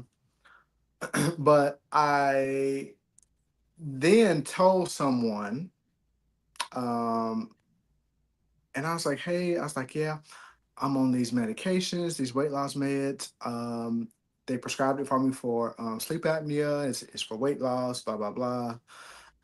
And I was like, now remind you, they are a bigger size than I am. I was 284 pounds. Okay. They were probably 60 pounds bigger than I was at 284. Okay. So I'm telling you this for you to help you, this is something that's helping me. It seems great. I've done a whole bunch of research on it. So I've done the hard work for you. Mm-hmm. You know, you can see what it's doing for me, and I want it to do the same for you. And they said, well, um, I feel like I'll be cheating though. I don't want to cheat and do it, and my first thought was a lot of things went across my head first off. And I was like, you know what, wait, I can't really say that. And I said, what size are you now? And they said their size. And I said, how long have you been this size? Mostly all my life. Listen, obesity has more side effects than these meds, okay? All day. Just simple, if you go in your cabinet and look at the medication that you're taking from your doctors or your prescribed medications, look at those side effects. Just check them out. Just look Mm-hmm. at them. Mm-hmm. Then you come back over here, it's like, oh, okay, all right, I think I can take it. But it amazes me how many people say, well, I you feel like I feel like I would be cheating if, like, what do you mean? What are you talking Okay, stay about? fat then. Like Yes, they that's would not want to. They would not. They would never come back to me again. I would would you say that just to them? wait. Would you just say, well, then stay fat then? but Erica, listen, this I can't say I everything wish that I I was like said that. And I here. could say that. But I said, okay, well, that's totally fine. If you're okay with being 300 and how many ever pounds, that's totally fine. I'm trying to help you out. I want you to live a long life. Not only live a long life, but I want you to live healthy and be happy. Mm-hmm. Because in the space that you're in now, you're not happy. The wall that I chiseled away on these GLP meds, your wall is still up right now. Mm-hmm. And Mm-hmm. I'm trying to give you the tools to chip down that wall. And people just don't get it. But When I people, haven't had a bunch of backlash. I have not really. Um, especially on TikTok. Not too much because yeah. So I've had a little bit of pushback, but this is the thing, you guys. You don't know what I went through before I started these medications. Mhm. When I tell you my life is completely different. I mean, completely. My pain level, I heard someone else describe it at this. My pain level was at a 12 out of 10 every single day of my life. It hurt to walk, to sit, to stand, to lay. I couldn't do anything without pain. Anything. Like I had Like, you know how you guys were talking about how you had like this person, like I was mean. I wasn't just, it wasn't a front. I was just mean because I was in so much pain. I was mad as hell all the time. All the time. I was depressed. I was mad. I was in pain. Like, y'all don't know what I went through. So you can take your opinion and So the thing about it, when people say, well, that's cheating or that's the easy way out, like, why would I want to make my life harder? If there is like, you know what's cheating? Getting in a car and turning it on and driving. Walk then. Like, you know, get in a little Flintstone car. Like, why would you? That is a part of, you know, the evolution of society, is inventions that and breakthroughs that make life easier. It's easier to, you know, churn butter by hand, but I prefer to go to the grocery store. Like, so I say this all the time. Or use the microwave. Right. Did you drive to work? Did you cook on your stove, or did you rub some sticks together? Right? Like, what did you do today with the fire? Right? Like, what do you mean you cheated? Right. Like, do you go to the dentist and not get Novocaine? Like, what do you mean? Well, there is no metal. There is no metal. The point is to be healthy. However you get there, you know, now if you're talking about, I can't say that on here, but if you're talking about doing something that's like illegal, then that's you know, right. Yeah, that's different. That's different. Yeah. But they don't see, or they don't take acknowledge to. I went to the gym 4 days this week. I've been in the gym 4 days working my behind off. Do you know how many times I went to the restroom today from drinking water? You know, the sacrifices that I've made, eating healthy, you know, making sure I'm getting in at least 100 grams of protein a day. Like, hold on, Cedric, if you're going to the gym 4 times a week, you're going to need more than 100 grams of protein. Well, let's recalculate those protein macros, baby. Because 100 ain't enough. 100 is not enough, but people don't understand. It's hard to get in 100 grams of protein sometimes. You ain't lying. It's hard. It's like, all right, that's why I always tell people every time. Soon as I wake up, get a protein shake, and I try to go with the highest protein ever, like the not Premier, but Fairlife, I think it is. They have the one for 42 grams of protein, I think. I just drank that one now just to get enough in. So by the end of the day, I was like, okay, I've had enough. Right. You know, and something else I want to mention too before I forget. Nobody told me that the pain was going to go away. It was so fast. Let me tell you something. And I didn't, you know, on these meds, you don't notice things until maybe like 2 months down the road. It's like, wait a minute, where did that go? But I used to wake up every morning, and this has been years. Even when I was smaller weight back in my 20s, I used to always tell people like, man, when I wake up out of my bed, and it could be from like working in my work field back then. It was a very, very physical job, but I used to wake up every morning and felt like I was walking on pumpkins. My feet hurt so bad. They were swollen, and I was like tiptoe to the restroom, to freshen up, or in the morning, I used to tiptoe. I remember tiptoeing in my head, and sometimes I tiptoe now just because it's just out of a habit of tiptoeing. But it's not because I'm hurting anymore. My back is not hurting. My feet's not hurting. I don't have pains in my knees no more. I can go and work out, do a whole full body workout, come home, take a shower, and get back out in the streets and stay out all day long. I don't complain. I have energy. Awesome. I just took my 3rd shot this week, and I'm still in the. I didn't know this was gonna be good for this as well. Like I'm still in the, as much research as I did, before starting the medicine. I'm still in the I had no idea phase. He's in the honeymoon phase. Yep, that's and also I have write it all down. Write it all down. This is the best part. Yeah, and also I have the scale that shows me my visceral fat and subconscious fat, I think it is. Subcutaneous. Yeah. Subcutaneous. Right? Subcutaneous. Yeah. Right. It shows me all of that.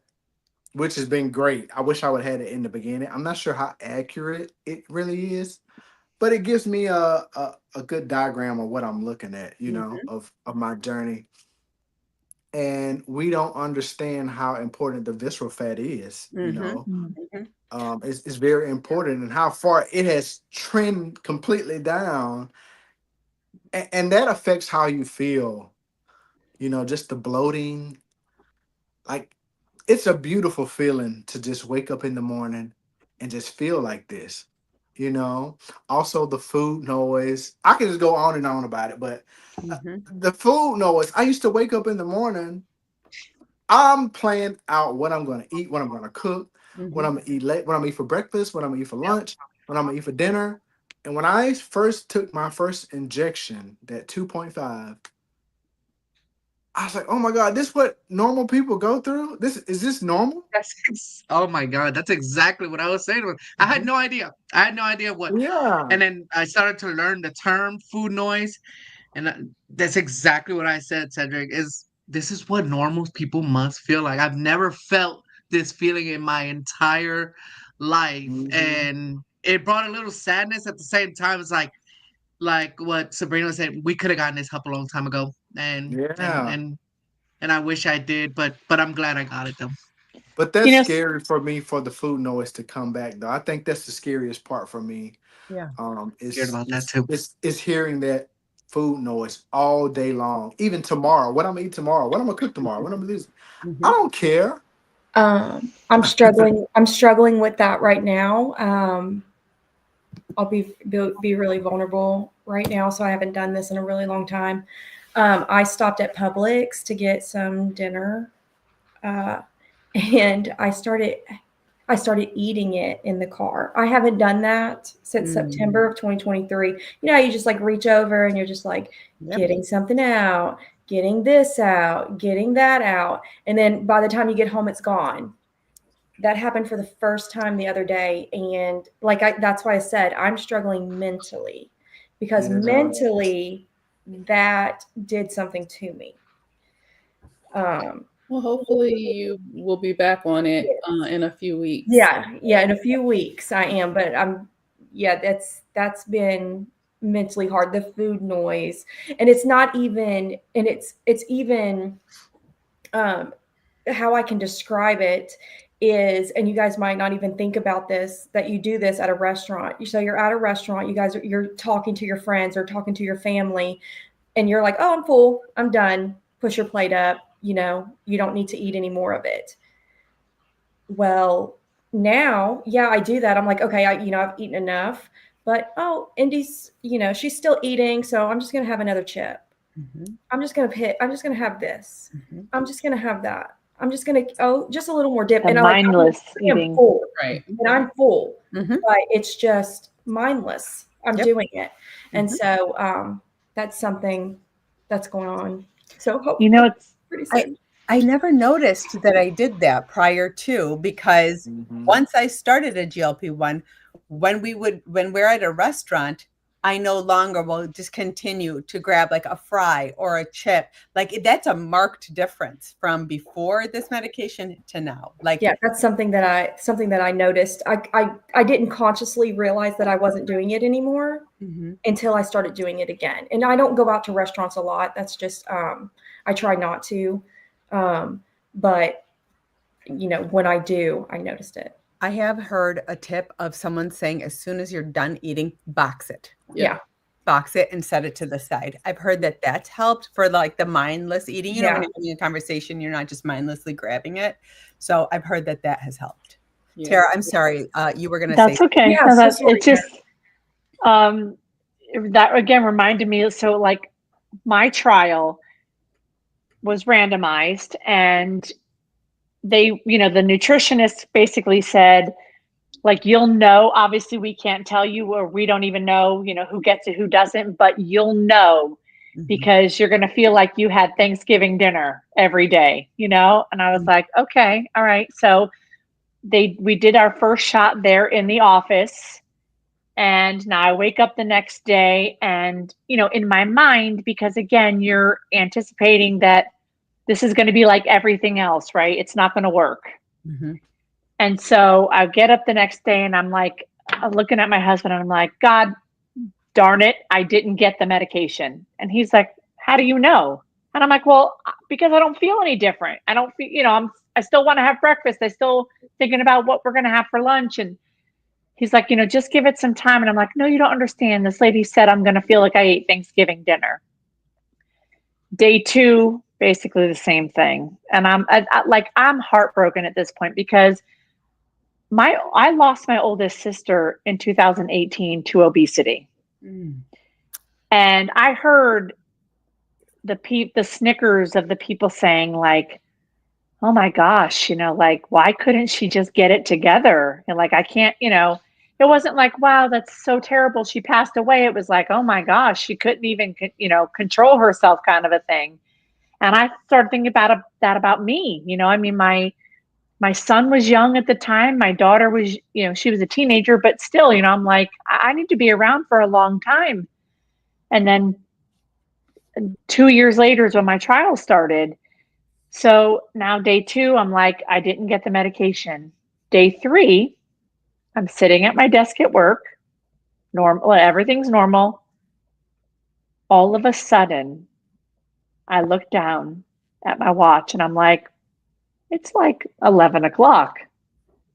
And it was literally like a light bulb went off when I was like, I haven't eaten anything today. Mhm. And then it was like, I haven't thought about food today. I literally got sprung up out of my seat and I was like, oh my God, I haven't thought about food. And my office was like, what? Like, what is the matter? I was like, now I hit like when I tell you I shouted this from the rooftops, I shouted this from the rooftops, even though I didn't know what the heck a terzepatide was. But people would be like, what are you doing? I'm like, I'm on a weight loss medication. I'm on a weight loss medication. They're like, I want to do it, and I'm like, well, you got to find your own trial. Get out of here, But I don't know that I will ever forget that moment, that aha light bulb, feeling normal. And I hate the word normal. Yeah. Feeling normal for the first time. And I'm like, this is what you people feel like every day? Like you don't care? And,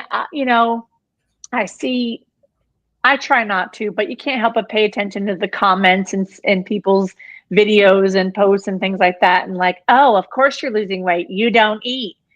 And I'm like, actually, I eat 5 times a day. Mm-hmm. Okay. I eat breakfast. I eat a snack. I eat lunch. I eat a snack. I eat dinner. I'm like, sometimes I'm like, I'm not hungry, but I know I have to eat, it's not that, oh, this just makes you not want to eat. It goes so much deeper than that. Yeah. And I think I want to fight everybody. Like I wanted to fight him when I was younger, just to not judge me. I want to fight them now. Like, you don't understand. Do your research. That's not what it's about. Well, I mean, and my response, because I used to get real fighty with people like trolls and stuff like that. I would get real fighty. And now it's just Google is literally free. Like I cannot educate you on, like you're not even willing to learn. So I cannot waste my time, breath, or energy on you. Like Google is free. Sabrina, do you remember the last time I was on the panel and I was writing notes on the envelope and everything like that? I still have one. I want to go back to something, Tara, because I wrote down Bill. Who is that made that comment about your sister after she passed away? And they're talking about why couldn't she get it together? Was it Bill? I just want to know. No. Yeah, because I got Bill's No. name. I have my sheet of paper here too. I'm gonna write them down too, because that's terrible. That's a terrible thing to say. And you breezed right past it. I was like, no, we're gonna go back to that. Yeah, we're gonna go back to it because I was like, say what? They said what? Yeah. It's just,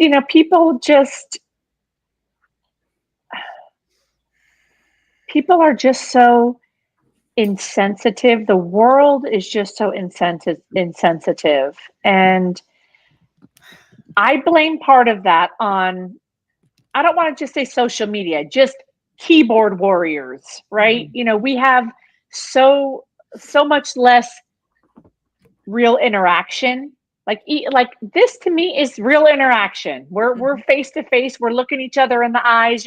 People are engaging below. This is real interaction. But anyone that will hide behind a cat profile picture and username 927XYZ, Yep. you know what? I don't have time for you. Right.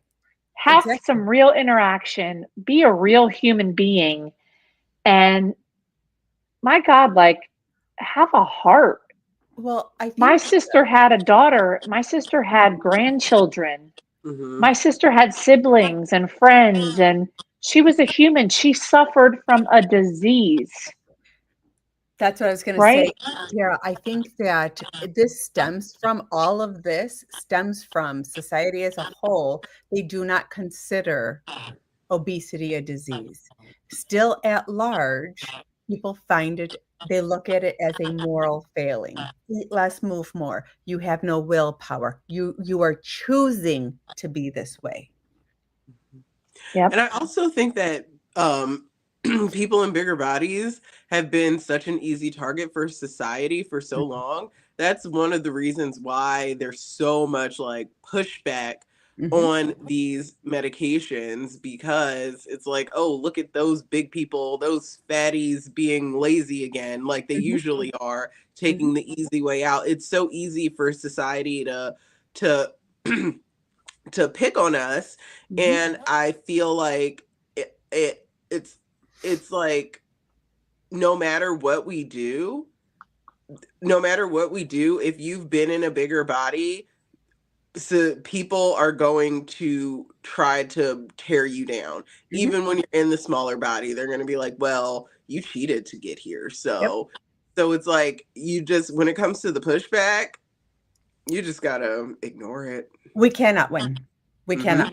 We can't We win. will never win in their eyes, ever. So I stopped trying. I want to say one more thing about that, if you don't mind. Yeah. So again, because I was part of this when nobody really knew much about it.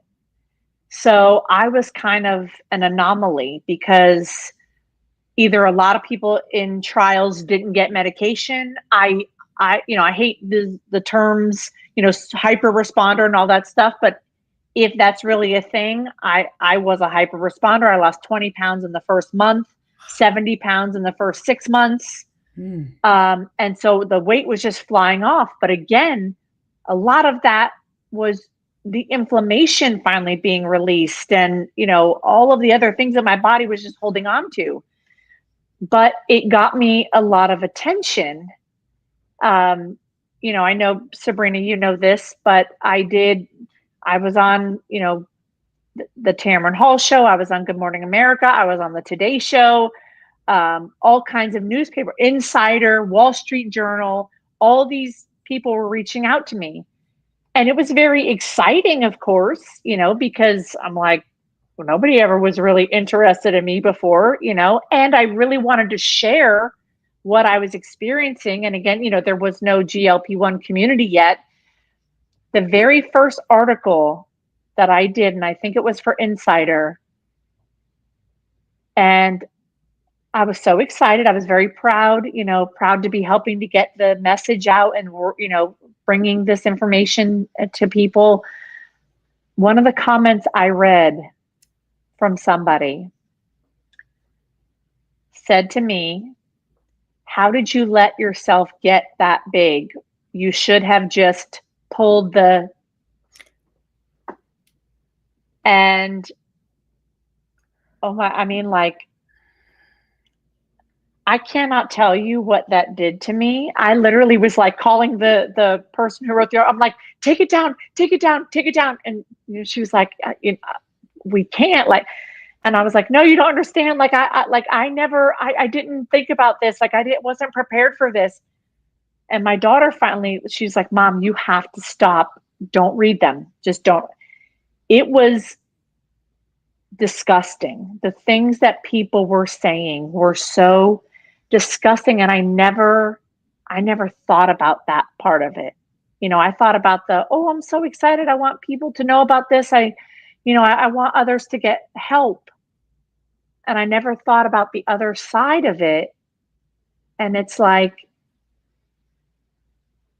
how do people, I'm sitting there thinking, how does somebody, you don't know me.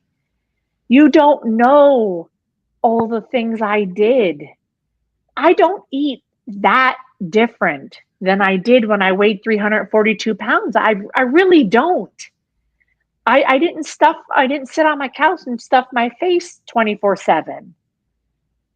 I did all that I could do and got myself so far, but I needed help, and this helped me. So I kind of, it was a shock in the beginning to hear stuff like that, and it was really hurtful, and I wanted to once again crawl in a hole.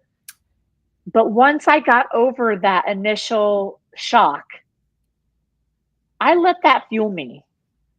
And I said, you know what? I'm going to keep putting myself out there. Mm-hmm. I'm going to keep sharing my story. Mm-hmm. I'm going to keep doing my best. I can't educate every idiot out there, but I can keep providing information. I can keep just saying, you know what? I don't care what you say. I don't care what you think. I'm going to keep sharing. Well, yeah, Tara, because there's going to be idiots all the time, right? There's going to be horrible keyboard warriors that are going to say horrendous things, but there's also going to be the people who were where we were before this journey that you're going to reach. And that's why we keep showing up. That's for the Jose's that are just starting, right? For the people who are just starting out, the people that still need when we do our lives, that's right. People still show up and say, well, what is this? And I'm like, hi, welcome in. Let's chat. So we are gonna with the good. There's always going to be bad, right? And then, but it outweighs. The good is always going to outweigh those horrible people, right? And I'm so sorry that you went through that. Especially when your intention was, I just want to help people, and then you're blindsided by these horrible comments, But again, I think that's where this community really shines, like you said, because there are so many people literally out there like, you need a hug, come in here. You need information, come in here. What can we do to help you? Yes. When people say my DMs are open, I don't know that people really grasp what they're saying. It's almost like, here's my phone number, and I know so many people that do that. Mm-hmm. You need something, text me. You have a question, call me, email me, however you can get to somebody. And for every one idiot out there, there's 100 good people out there ready to welcome you in and to give you what you need. And this community just keeps growing in leaps and bounds. And you know what? Someone might not resonate with me. They might say, I don't really care what she has to say, or she's at the end of her journey, right? Or, she's in maintenance. That's not what I need right now. Jose doesn't need to find out about maintenance right now, mm-hmm. right? But maybe, somebody else does. And so I have always encouraged people to share, and I continue to encourage people to share, because somebody somewhere is going to resonate with something that you have to say, mm-hmm. something that has happened to you on your journey, something you did that helped you, or something you did that didn't help, and they're gonna say, wow, thank you for that, because there are so many people out there doing the opposite and scaring people. Mm-hmm. Yes, I have a bill. Well, I have a sister too, who's constantly sending me like, oh my God, I heard this is causing thyroid cancer. I'm like, yeah. She posted something the other day, like Celsius is, I can't even remember, some stupid thing that's the drink Celsius is made with. And I literally went right to Google, and the first thing I find is like, there's a video going around that says Celsius is this. And I'm like, no, it's not. Here you go. And the next thing I know, the video's down. Yeah. She's taking it too far. Yeah. Yeah. Talk about GLP-1s and Celsius. Hold Yeah. up. Right? No, Dominique's like, nope. no. We got to draw that line somewhere. And you can't have my Celsius. You can't have my Alani. No, go. But I agree with that. Like, there's going to be someone who needs to hear it the way Dominique says it, the way, Erica says it, the way Cedric, the way everyone says it. It's going to resonate with someone different. Exactly. I found myself pulling away from doing lives because there are so many people doing them on TikTok now. I'm like, I'm not needed in this space in this capacity. And Tay was like, excuse me? She was like, absolutely not. She's like, there's someone that needs to hear it the way Sabrina says it, and that made sense to me. So I'm slowly coming back. That's definitely true, because there is some people that they don't go live anymore. You're probably one of them. Mm-hmm. That got me on this journey kind of in the beginning anyway, that I kind of listened to, but they don't really go live anymore. Mm-hmm. And I've got to a point where I was going live a lot, but then I stopped. But then I think about it now, it's like, okay, I was probably actually helping some people, Mm-hmm. and now it's like, all right, I'm out of here now, I just felt like when I was doing there were people, but now, I mean, my entire For You page is just full of GLP-1. I mean, there's thousands of people that are doing it, and I'm like, I'm not needed in this space. And it seems like it's very repetitive. It's repetitive, so it's like, okay, I don't need to be here then. Exactly. I don't, so then, so I guess for me now, it's not necessarily, I don't consider them like GLP-1 lives anymore. I'm just doing my journey lives, because that, like Tara, like what we were saying earlier, everything that someone has said, we all resonate with because we've had shared experiences, right? Like we've all gone through things in our own manner that it's kind of like we can all relate to. So, I just think I think it's important to continue. If you're willing to share, I think it's important to continue to share. And there are people who have reached maintenance that are like, oh, I'm not, they leave the community. And I'm like, please come back. Like, we need you. I need you. People who are just starting, like, you guys are the light at the end of the tunnel. Like Summer, like Tara, Corey, like you guys, all of you, there's a lot of guys that leave, but I implore that you please try and stay within their community, because we need you in this space. And because these medications came out, like in 22, I believe, like 22, 23, or no, 22, a whole bunch of this community started in 22. A lot of people are now getting to maintenance. This is the hardest part. This is, like courses, this is the longest part of the journey. This is the rest of your life, right? Yeah.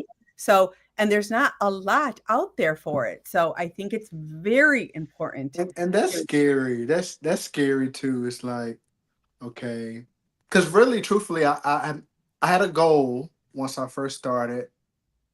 I met my goal. Now it's like, Summer was saying, it's like, all right, I'm not happy here. Like, all right, let me keep it moving. All right, I gotta make a new goal. So now I have a new goal. So I'm getting close to that area, but I'm kind of nervous. It's like, all right, when I get there, like, okay, what's gonna happen? Like, am I going to? Because I have no problem with taking tirzepatide for the rest of my life. I have no issues with that. Okay, I would absolutely love it if it came to my doorstep every single month. I'm totally fine with that. Pry it out of my cold. Try and take it. I would take it until I leave here. Yeah. But we need the journeys of Tara and Summer, of those maintenance mode. We need to know what to do. So when we get there. Some news that I can share with you guys is there is a new trial out with retatrutide. And yeah, there's a new trial out with retatrutide. So there's actually two. There's one that's retatrutide versus tirzepatide.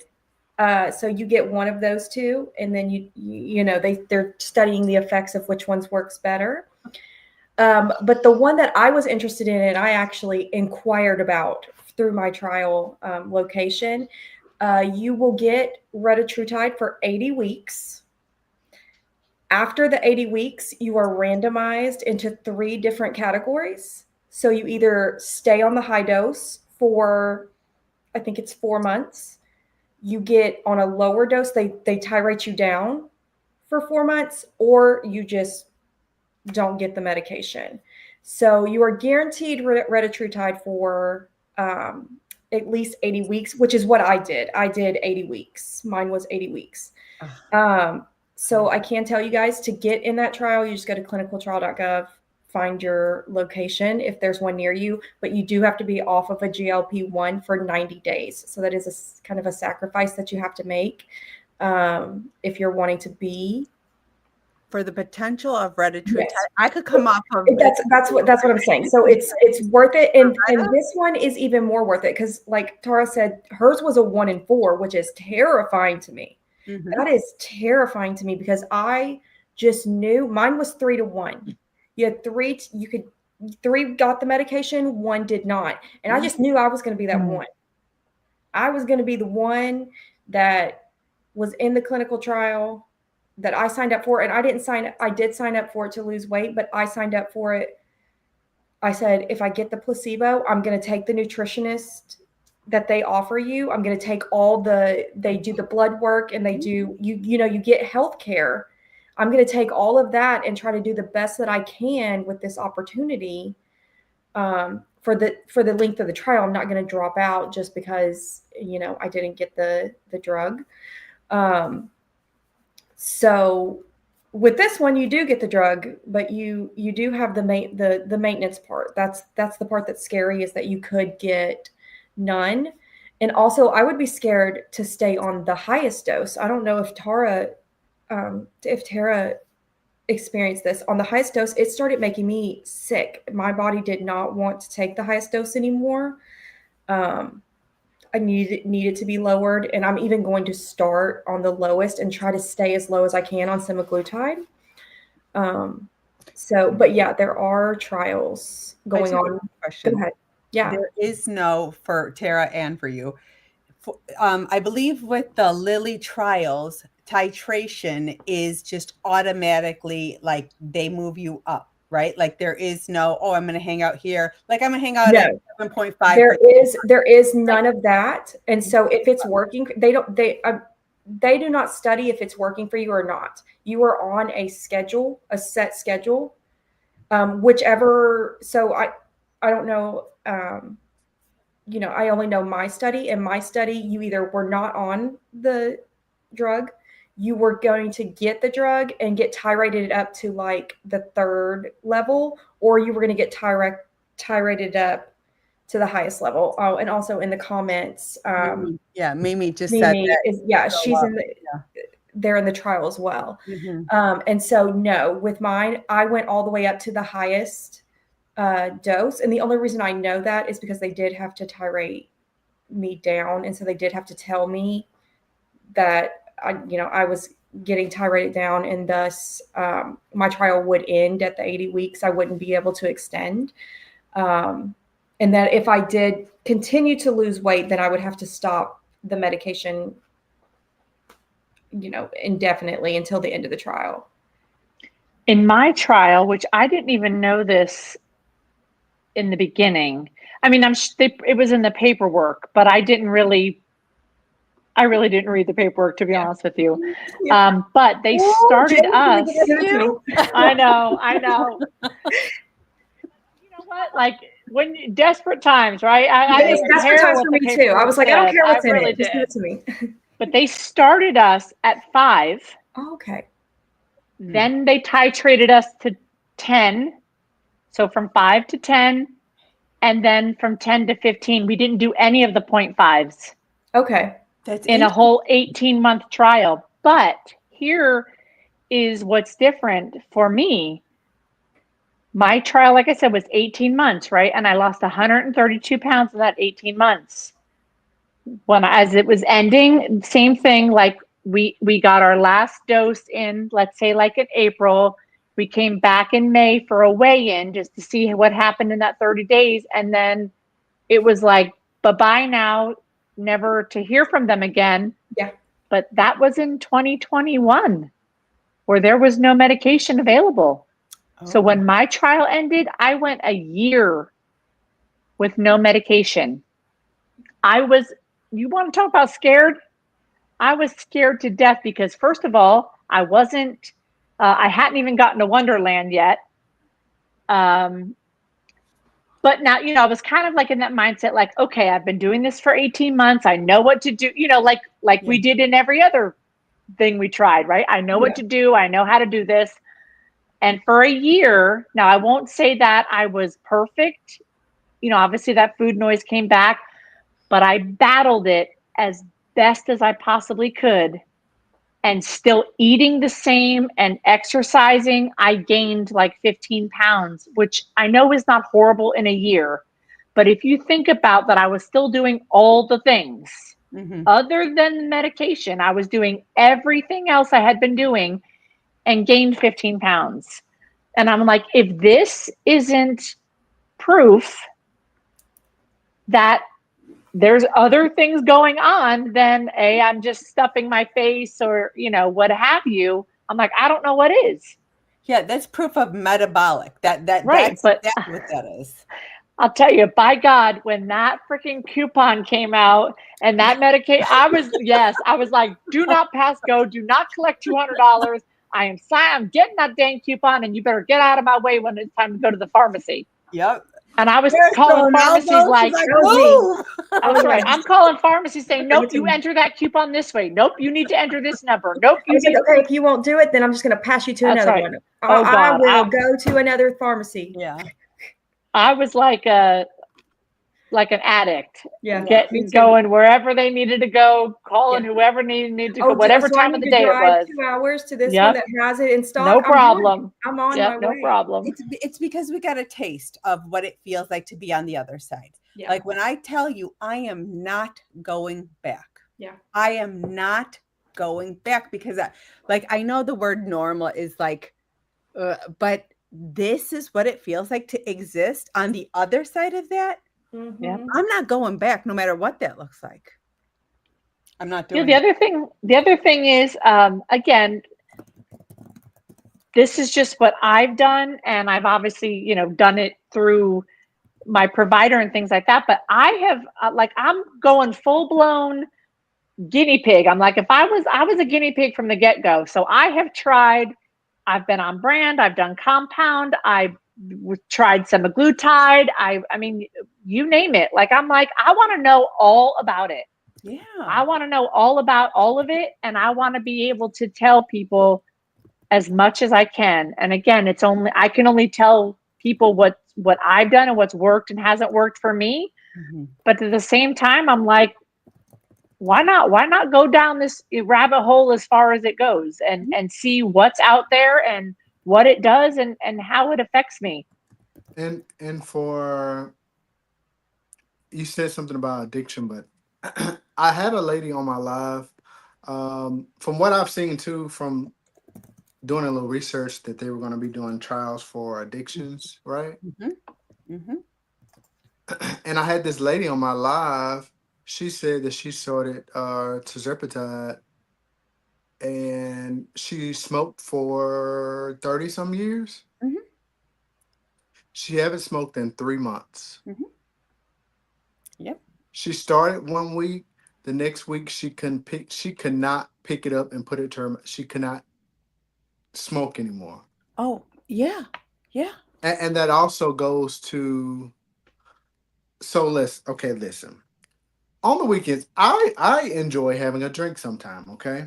Mm-hmm. I used to love having a drink, cocktail, hanging out, social life, blah, blah, blah. And I think I talked to Dominique about this too. You can kiss that goodbye. Because, well, I'll say for me, let me speak for myself, okay? Mm-hmm. I could have a couple of drinks on the weekend and be totally fine. I wasn't a lightweight. I was good, But when I tell you, once I started these meds, half the time when I'm out, like, no, I don't have to have a drink. Like, just no, I don't want anything. Because one time, I remember one time, this was probably a couple months ago. I had one drink, okay, just one little drink, and I regretted it. Yep, I was going to say, proceed with caution. If you are going to partake, from what I've heard, proceed. You need with to caution. pregame, drink plenty of water, electrolytes, and all of that good stuff because it's not a good idea. I mean, it's okay. You can do it. Be grown. You're grown. Have fun. But like she just said, proceed with caution because it may not work out like you think it's going to work out. You know. Listen. But I love that though. Just to say, just to think in the future that this could go down the road of to help for addictions. Oh, absolutely. You know? There's Yeah, people. I'm sorry. Go ahead. Now, one of my employees is on it, a brand, and she quit smoking, she quit drinking, and she's lost almost 90 pounds, and is off all of her blood pressure medication, her cholesterol medication. Like, I mean, it's baffling. I remember not even like, unfortunately, I kind of did get back to it, but in the beginning, I found myself not even going on like Amazon for a while there. I couldn't, and I was like, what is going on here? Why don't I want to shop? And I was constantly on Amazon. See, mine's the opposite because, like, well, it affects your reward centers, right? So for me, I used to eat my feelings. So if I would get into a fight with my husband, or if I had a bad day at work or a good day, whatever the case was, I would eat whatever that emotion was. That was no longer an option when I began like a GLP-1 Manjaro. So then I was like, well, I have to feel my feelings. It's like, I don't know what to do with this. So and I believe in transfer addiction, right? So from the food addiction, it transferred over to shopping. And when I tell you, Amazon was like, hey, like I was on Amazon and I'm like, what are you doing? What are you doing? Things that I did not need. I mean, I was like, I had like 4 of the same thing. And I'm like, because it was on sale. And I'm like, is that because of the transfer addiction or because I'm an Indian and I like good sales, right? So then I was like, I need to go to therapy because this transfer addiction this ain't it. Because I'm not like I said, I'm trying to heal all things, right? Like I need to fix whatever the root cause of it is, right? So Go Pure. I mean, I spent crazy amounts of Go Pure. My husband's in the chat. Sabrina. Well, Chris says that my best friends are the Amazon delivery people because he's just like, oh, your bestie's outside. Who? Yeah. Amazon. Just like, but to speak on your bestie now. Right, exactly. But to speak on, I definitely feel like that's something I'm dealing with now because I'm like, I shop too much. But one of the things, so I've never been like a super, I can't say I've never been a drinker. In college, like when I was in my early 20s, but then something shifted and then I just can't tolerate it. I could have like one, but one of the things that I've noticed since being on a GLP-1, what I did have is a sugar addiction, sugar, carbs, all of those things. I remember like, it probably was like last summer that Chick-fil-A brought the banana pudding milkshake back. And like, that used to be my jam. So I was like, what? Like, quit it again. Baby. It was heaven. It was delightful. It was sinful all at the same time. And so when they took it away, I was just like, I was, at my heaviest and everything. And I was going to get one several times a week, this, that, whatever. So it's been years since it was on the menu. So they brought it back and I was like, okay, I'm gonna go get me one. I took one sip and I was like, what in the diabetes is this? And I was like, I can't. I took one. What in the diabetes is this? I was like, absolutely not. Absolutely not. I love it. Yeah. So like I used to love, like I would like always, I had to have brownies. Always had to have brownies. I haven't had a brownie since I started this thing. I cannot eat sugar or sweets the way I used to. It's the And it's the they sugars stay in and the the house. salts. Like, because I don't know about y'all, but I was the type that if I went to the grocery store and I bought something, I had to put it out of sight because I would eat. If I open up some cookies, I'm going to eat the whole thing, or whatever. There have been some Chips Ahoy cookies on my counter for like probably 3 weeks now because my daughter eats 1 or 2 when she gets a chance. I haven't been in them at all. Now, I do have my moments, during certain times of the month where I'm just like, I want this and this is what I want. But for the most part, I'm just like, I have willpower when I did not have willpower before. Because me, sugar, carbs were like locked in. Yeah. And now like I can cook for my family and like I make, rice or potatoes or something along with whatever the meat and the vegetables are. And then I just eat some of the meat and vegetables and I'm like, I might take a spoonful of rice or something like that. But like, I don't feel like that's what I have to load up on. Where before I was one of those people that could probably eat a bowl of just buttered rice. Like I could with joy in my heart. With joy in my heart. With pleasure. Okay.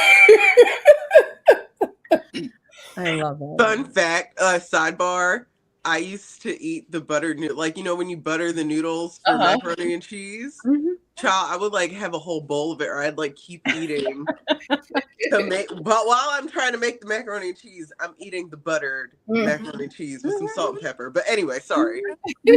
I see Lou in the chat asking about your bestie. She's right here. My girl. That's my girl. Love her. Love her. Oh, hold on real quick. I wrote notes too. This was about when Jose was talking and we were talking about like just starting out, right? So there are a couple of things that I always tell people about when they're first starting out. These are just kind of like the blanket things, right? Like I think that it's very important to take pictures. And I know we've all been there, guys. We have all been there with the pictures. We spent the majority of our lives behind the camera or hiding and taking pictures from the neck up, right? Because like we could do the jaw thing. Or above. It's only Angle. one of our chins, right? So we've done those, but it's really important to take pictures from all angles, right? Like, so and Shannon said video, like take a video of all the way around. So those are super important. Measurements, I highly recommend measurements. Like, so even things that people didn't think about, right? Like your neck, your arm, your chest, your calves, all the things, right? There's going to be things that you're going to be so surprised about. I've had to have my wedding ring resized twice since I started. My shoe size went down. Like, what? I mean, it went down smaller than before I even started a GLP, like before I started my fight with obesity. So like weird things have happened, but also, I think it's real, if possible, I think it's really important to try and get a DEXA scan, if possible, so you can have a baseline, right? Cedric was talking about this. And we brought up visceral fat. That's the scary stuff, right? That's the stuff that's attached itself to your organs. And the amount of visceral fat is like in relation to your health and like your longevity and all of that. It's very, very, very important. Coach Teddy recently put out a video. She was at a conference at the Obesity Coalition. Like she put out a very, very good video. So if you guys don't know, it's Coach Teddy on TikTok. She said there's going to be times, and anyone who's been on this journey knows, the scale will not always, well, except Summer, the scale will not always go down, right? Because in the beginning when I was weighing myself, I was doing, this is what my chart looked like, right? But it was a downward trend, but there was days I would be up 6, I'd go down 4. Like this, it goes up and down, up and down, up and down. There's going to be a time that looks like this where your scale isn't moving at all. And it's what people call a stall or a plateau, right? So during that period of the scale not moving, but you're losing inches, your body is getting rid of or removing the visceral fat in your body, which is ultimately what's most important, not some number on a scale, right? Because this is a health journey. So that I thought that, because I had not known that. I did not know that, like, if the scale is not moving, but your body is shrinking, your body is removing visceral fat. Because for me, that's the reason that I stopped weighing myself was like, it was just some outrageous number. I'm like, this is not for me, And then so from September to January, I lost 2 pounds. And like, had I been using only the scale, I would have been devastated by that, But I went down 2 jean sizes, right? Wow. So the scale, while the scale is a great tool, not a great, in my opinion, tool to measure your health journey, it is not the only tool for this journey. So I think doing all of those other things are very, very important. Take those pictures. There's going to be weeks, maybe even months that scale, that number isn't going to move. Look at the pictures. Do a face-to-face, right? I mean, I regret that. I regret not taking more pictures. Take as many as possible. Yes, and yeah, for those of you who don't post it, if that's not your ministry, if that's not, don't post it. If you have an iPhone, put it in a hidden phone or a hidden. I have a picture now that I cannot post. I look horrible. My family, I'll show a friend and my husband, and he's like, "You need to post that. That shows, that shows your progress." And I'm like, "Yeah, but no, I'm not doing that." I'm talking about see me like that. It was horrible. Okay, I do regret it. Oh, go ahead. Sorry. Yeah. Oh, but you're fine. But I just regret. Please, just take pictures. Take as many as possible. Like she just said. Videos, turn around, hold your arms up, Everything. Yeah. Because when you're 23 months in and you're scrounging for pictures, I'm mad as hell that I have to use the same before picture over and Yes. over. I was going to say, I'm trying to make videos on TikTok. It's like the same reels over and over and over again because I don't have anything else. Picture. I didn't, though. I didn't have any more before pictures. So I think one thing that's important also is taking inventory, whether you journal or just make a mental note, make a note in your phone of how you feel also. Because, I was one who didn't really start responding until like I had a few pounds like initially, and then it was like 1 pound down, 1 pound up, 2 pounds down, 1 pound up. And that went on for about 5.5 months. However, like the inflammation was down. One day I sat there, I have a migraine condition. One day I sat there and I'm just like, oh, it's been like a month and a half since I had a migraine. My clothes fit better. Like I was taking less ibuprofen for arthritis. Like I got my labs done and I could see that my labs were improving. So there are so many other data points that you can use. Just how do I feel? How do my clothes fit? What's my mood? Like, what does my skin look like? Because I had very bad hormonal acne at one point, and my skin just not automatically, but over time, like my countenance is so clear. The discoloration on my face, you know how you get those dark spots like right here. I had that a lot. Like my skin started clearing up. And so I'm just like, not just the weight, not just the pictures. There's so many things. So even if you create an email address and email yourself and tell yourself, hey, this is how I'm feeling today, you can then go back and say, because there's so many gradual changes that your body is going to go through. So it's cumulative. So over time, you're going to get there and you're going to be like, you know what? I might not be able to post many before and afters. I can show you what my blood work used to look like. I can show you what my blood pressure used to look like. So, yeah. Well, I mean, even like the small thing, like things that we don't even pay attention to, right? Like Brian came off, he was on 6, did he say 6 different blood pressure medications? Like that's wild. That's wild. Crazy. So I mean, there are so many things that Invest in the scale, definitely. The scale with the app. Mhm. It shows you a whole trend of your whole journey. You can Yeah. also put notes in there. So that's really good. It's a lot of different little things. Something that I feel like I wish I would have known beforehand. I didn't know I was gonna be so cold. You So let me tell you Never something. been cold. Now I'm mad Go at ahead. every single one of y'all who I came and listened at on lives. So I had to learn this the hard way, okay? I was laying in bed one night and I was shaking. I was like, what is going on? It kind of felt like COVID. Like I wasn't sick, but it felt like, I don't know if you guys ever had COVID before, but it's like an internal bone chilling cold. And there's nothing going to warm you up.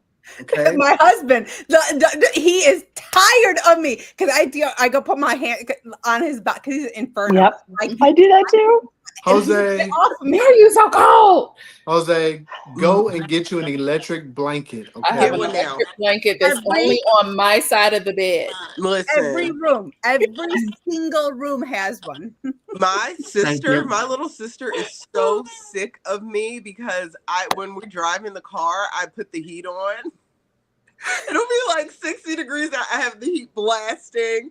Right now, they keep freezing me out. I don't know why they continue to put the air on, but I No, turn the heat all the way absolutely up. not. It's May 2nd, and I put my fireplace on this morning because when I came downstairs to work, it was cold. I said, So cold. I'm like, what is wrong with y'all? They're like, what's wrong with you? I'm like, no, turn the heat on. cold all the time. We will be All the inside of time. Walmart, and I'm shaking like a Yes, Walmart is the worst. shaking like a leaf, and he'll look at me. He's like, "You look like a crack." And You what? know, because I am freezing. And I came to TikTok and I put it in the caption. I was like, cold on terzepatide. Or and I got a bunch of videos that come up. It's like, listen, get a electric blanket. That was the first thing one of the girls had said. It's like, man, this is wow. I have Because one I'm at so work. So Cedric, I have like I said, I have a migraine condition. I also have like I've had a spinal fusion, so I've had neck surgery. But I have this heating pad that like goes on my back and it like wraps around your shoulders, right? I used to have it all the time because I had tension headaches, my neck hurt, my back hurt, this, that, or whatever. Now it's because I'm cold. Like this thing, me and this thing go together so bad. My husband calls it my side chick. Like, oh, you need your side chick, and I'm like, yes, me. Listen, so me and my side chick, like, I just put it on because I be cold, and I have it on my back, and then I have the cover on like this, and we just sitting there watching TV. Yeah, I'm like Darium. Unfortunately, I can't have my heated blanket at work. So no heated blanket at work. I live in Florida, Jose. I know you live in Florida. It's hot now. Me too. You live in Florida too. So it's Yep. hot now. I have a space heater underneath my desk, and everybody comes up to my desk and they're like, Summer, it's really hot up here. I'm like, I'm so sorry. I have to have my heater on all day or I am going to freeze. The first 2 days of my new job, I tried to not have a heater and I was like, so they let you have a heater, but not a heated blanket. yeah, they don't want, so it's a luxury, it's a luxury place, a luxury brand. And so I can't be wrapped Yeah, I can't be wrapped up in my all laid up with their blanket. Yeah, like can you imagine? Can I help you, sir? My office is like literally the front. Like people walk in the front door and I'm who they see. And so can you imagine, like I'm wrapped up in I already wear house shoes, y'all. I'm already pushing my limits because my feet are cold because, sometimes I wear like toes out and I can't do it. So I put my little slippers on under my desk So, and sometimes I walk around the office with my slippers because my feet are cold. What about like a pashmina, like the scarves and stuff like that? I have like a ton of those, and you can So wrap. yeah, I have like cardigans and stuff that I wear, and I do have a blanket for like Under if the desk. yeah, like if I'm too cold. But having so whenever I used to work from home, I literally had 2 heating pads, one on my front, one on my back, and then my heated blanket on. That's like I worked like that every single night. And so I can't imagine having 3 different cords coming out from the wall. Yeah. And they're like, what are those cords for? Yeah. Like, why do you have all those cords? Like, why are you wrapped up in a cord? So yeah. I So can I take it one step further? I have this foot massager thing, so it has It's got heat. massager, compression, and heat. Oh, Sometimes I just put it on and turn off the compression and the massager and just have the just heat. have the heat. I would love that. I actually need to get one. I can probably hide that underneath my desk. Erica and I live in Illinois, so the winter here is no joke. On top of with Manjaro, I mean, baby, we were fighting for our life, right? So I would wear 4 long sleeves shirts every single day, and then a big like cardigan. And I mean, like I was still cold. And my husband's like, something is very wrong with Wait, you. did you see his comment in the chat though? Somebody needs to screenshot it. He said, "It's not just you, you're forgiven." Oh. Aw. Yeah, it's unbearable because I always have the heat like cranked up, like in the car, everywhere, and he's can't stand it. I But turn the heated seats on in the car. yep, Oh, yeah. I have that. Yeah. Love me my heated seats. My daughter came in this morning and she was like, Mom, you're going to freeze today. And I'm like, what? She's like, it's like 60 out this morning. And I'm like, oh my God, I put my winter coat away. She's like making fun of me, but I'm like, seriously, It's everywhere I go, Mhm. someone's like, do you have a jacket? Do you have a sweatshirt? Do you? Yeah, it's Yes. freezing all the time. All the time. I never thought that could be me. I was sweating Yeah, all me the either. time. Mhm. It's That's just so crazy, the difference, It right? is. That changed quick. Oh, I yeah. still sweat on my face and like fog my glasses up, but I could be like sweaty on my face and then my lower extremities are just freezing. Yeah. My hands and my feet are always like unbearably cold now. Yeah. Unbearably cold. But Also, one other thing, supplements. I think a lot of us take a lot of supplements, right? can I just throw something out really quick? I have been I ride very, very hard for peptide vite. I've been taking it for over a year. It's and I've been on 15 milligrams of MJ for like since February of last year. So I've been on 15 for a long, long time. Peptide vite is no joke. I absolutely love it. It's specifically formulated for GLP-1 users. Like it just completely mitigates side effects for me. Because then once I started taking it, baby, I was in the gym. I was like, it was the middle of the week, and I was like, watch out, y'all. Like I was in the gym. Like it wiped everything for me. So peptide vite I ride hard for them. Yeah, I try to tell. And when we say, and I know a lot of people are watching, when we say our DMs are open to you guys, we really mean that. We really mean that. If you ever have any issues, any problems, any side effects, you feel a little weird, DM us, okay? We're gonna do the best to help you or lead you into another direction that's gonna help you. I do try, and I know collagen is very important. Collagen, biotin, very, very, very important. Okay, for hair loss or for I've been taking collagen since the beginning, and it has really changed up the game. Okay. Also creatine. I take creatine. And a lot of ladies don't like to take creatine, but it's important because I told one girl this. She was like, I don't really want to take creatine because I don't want to look. I was like, it's not gonna happen. Okay. You're losing the weight. You're gonna lose the weight. Take the creatine every single day. Okay. And that was when I first started. I wanted to keep my muscle mass as possible. Yeah. Okay. You want to keep your muscle mass. So important. And y'all, I can truly say that according to um my scale that I use, I haven't really lost muscle mass. Okay, look at I have you. not. That's incredible. Staying in the gym, working out, not just doing cardio, but lifting a lot of weights, taking my creatine every single day. Even if you do not go to the gym, still take the creatine and drink plenty of water.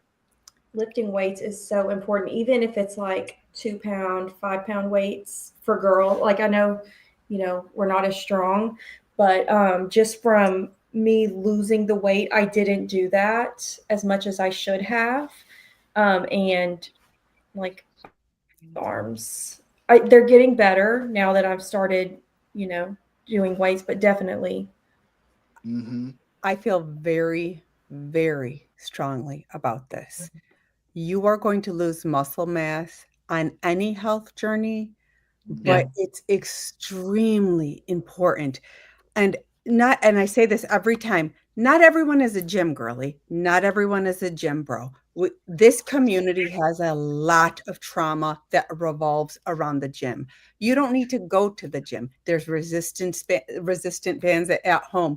I mean, and I said this last time. Pick up something at home, like gallons of milk. Pick that up and put it down and pick it up again. Like use the stuff around your house. If you have stairs, use your stairs. Any kind of resistance training is going to help mitigate like muscle loss as we continue to get older, right? Like I'm Mm-hmm. not young anymore. I mean, there is no version of reality where I'm getting older trying to lose muscle mass. Like it's so important. Like, and I don't think it's talked about enough in this community. It is very, very, very important to be, and you don't need to be like weight training, at least resistance training, at least resistance training. So, Well, no, go ahead. I Sorry. didn't realize what time it was. Oh, But yeah. this was so much fun. This is, and so I think Dominique, was it you who said it was the fastest 3 hours of your life? Because that's I said that too. was that you too? Like it was what, and I was like, it really is the fastest 3 hours. This doesn't feel like it was 3 hours long, but I wanted to number one, thank you guys because you guys are incredible, and I thank you so much for your voice and sharing everything. But I wanted to do closing thoughts. So, what are your what's your message to the GLP-1 community? What do you want to leave them with? So, Erica, do you want to start? Sure. I feel like I say this anytime someone asks this question, but I would just say the time is going to pass anyway, so just keep pushing. Um, just keep going. It's you have to trust I know everybody says it, but trust the process and keep pushing. When things are hard, don't isolate. Reach out and tell someone that hey, I'm having an issue. And 9 times out of 10, it's not just you. There are so many times where a weight loss journey can be, or a health journey can feel isolating. When someone tells you something, you get any kind of diagnosis or something like that, it can feel isolating. You can feel like you're the only one. I promise you, you're not. Anything that you're going through, somebody else has probably experienced it. So don't isolate and just keep pushing and reach out and leverage the community that we have because it's an amazing community. I love that. Thank you, Erica.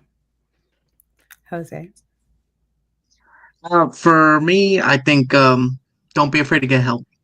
Don't be afraid to get the help that you may not think you need. I think we were talking about earlier about all the masking that we do and the people pleasing and all that stuff. A lot of times it's like you don't want to be an inconvenience for anybody. You don't want to, and you get used to not asking for help for Mhm. whatever reason. And but yeah, this is not cheating. It's just help. And like my doctor asked me one time, she said, I've been seeing her for a long time, and we've tried different things as I was seeing her, and I was adamant about I never ever wanted to get surgery, weight loss surgery. She convinced me at one point, and she asked, Jose, have you ever really, really tried to lose the weight?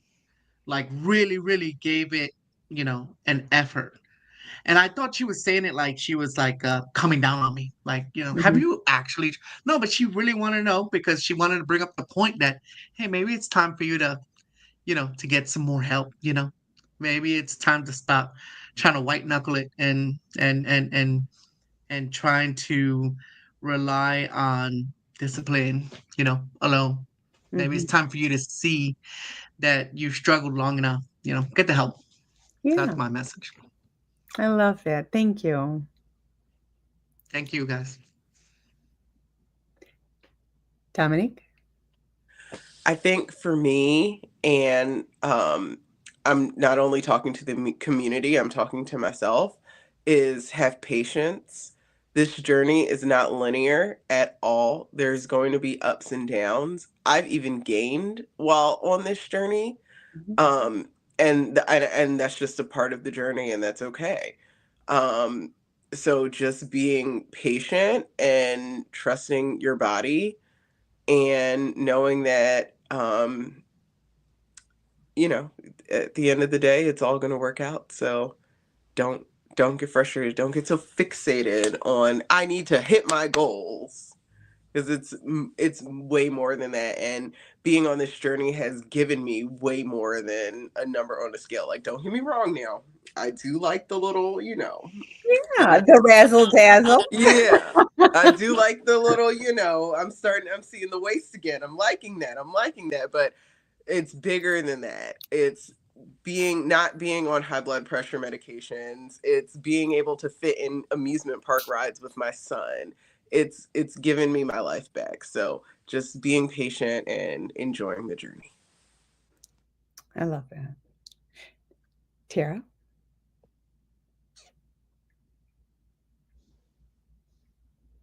Oh, Summer?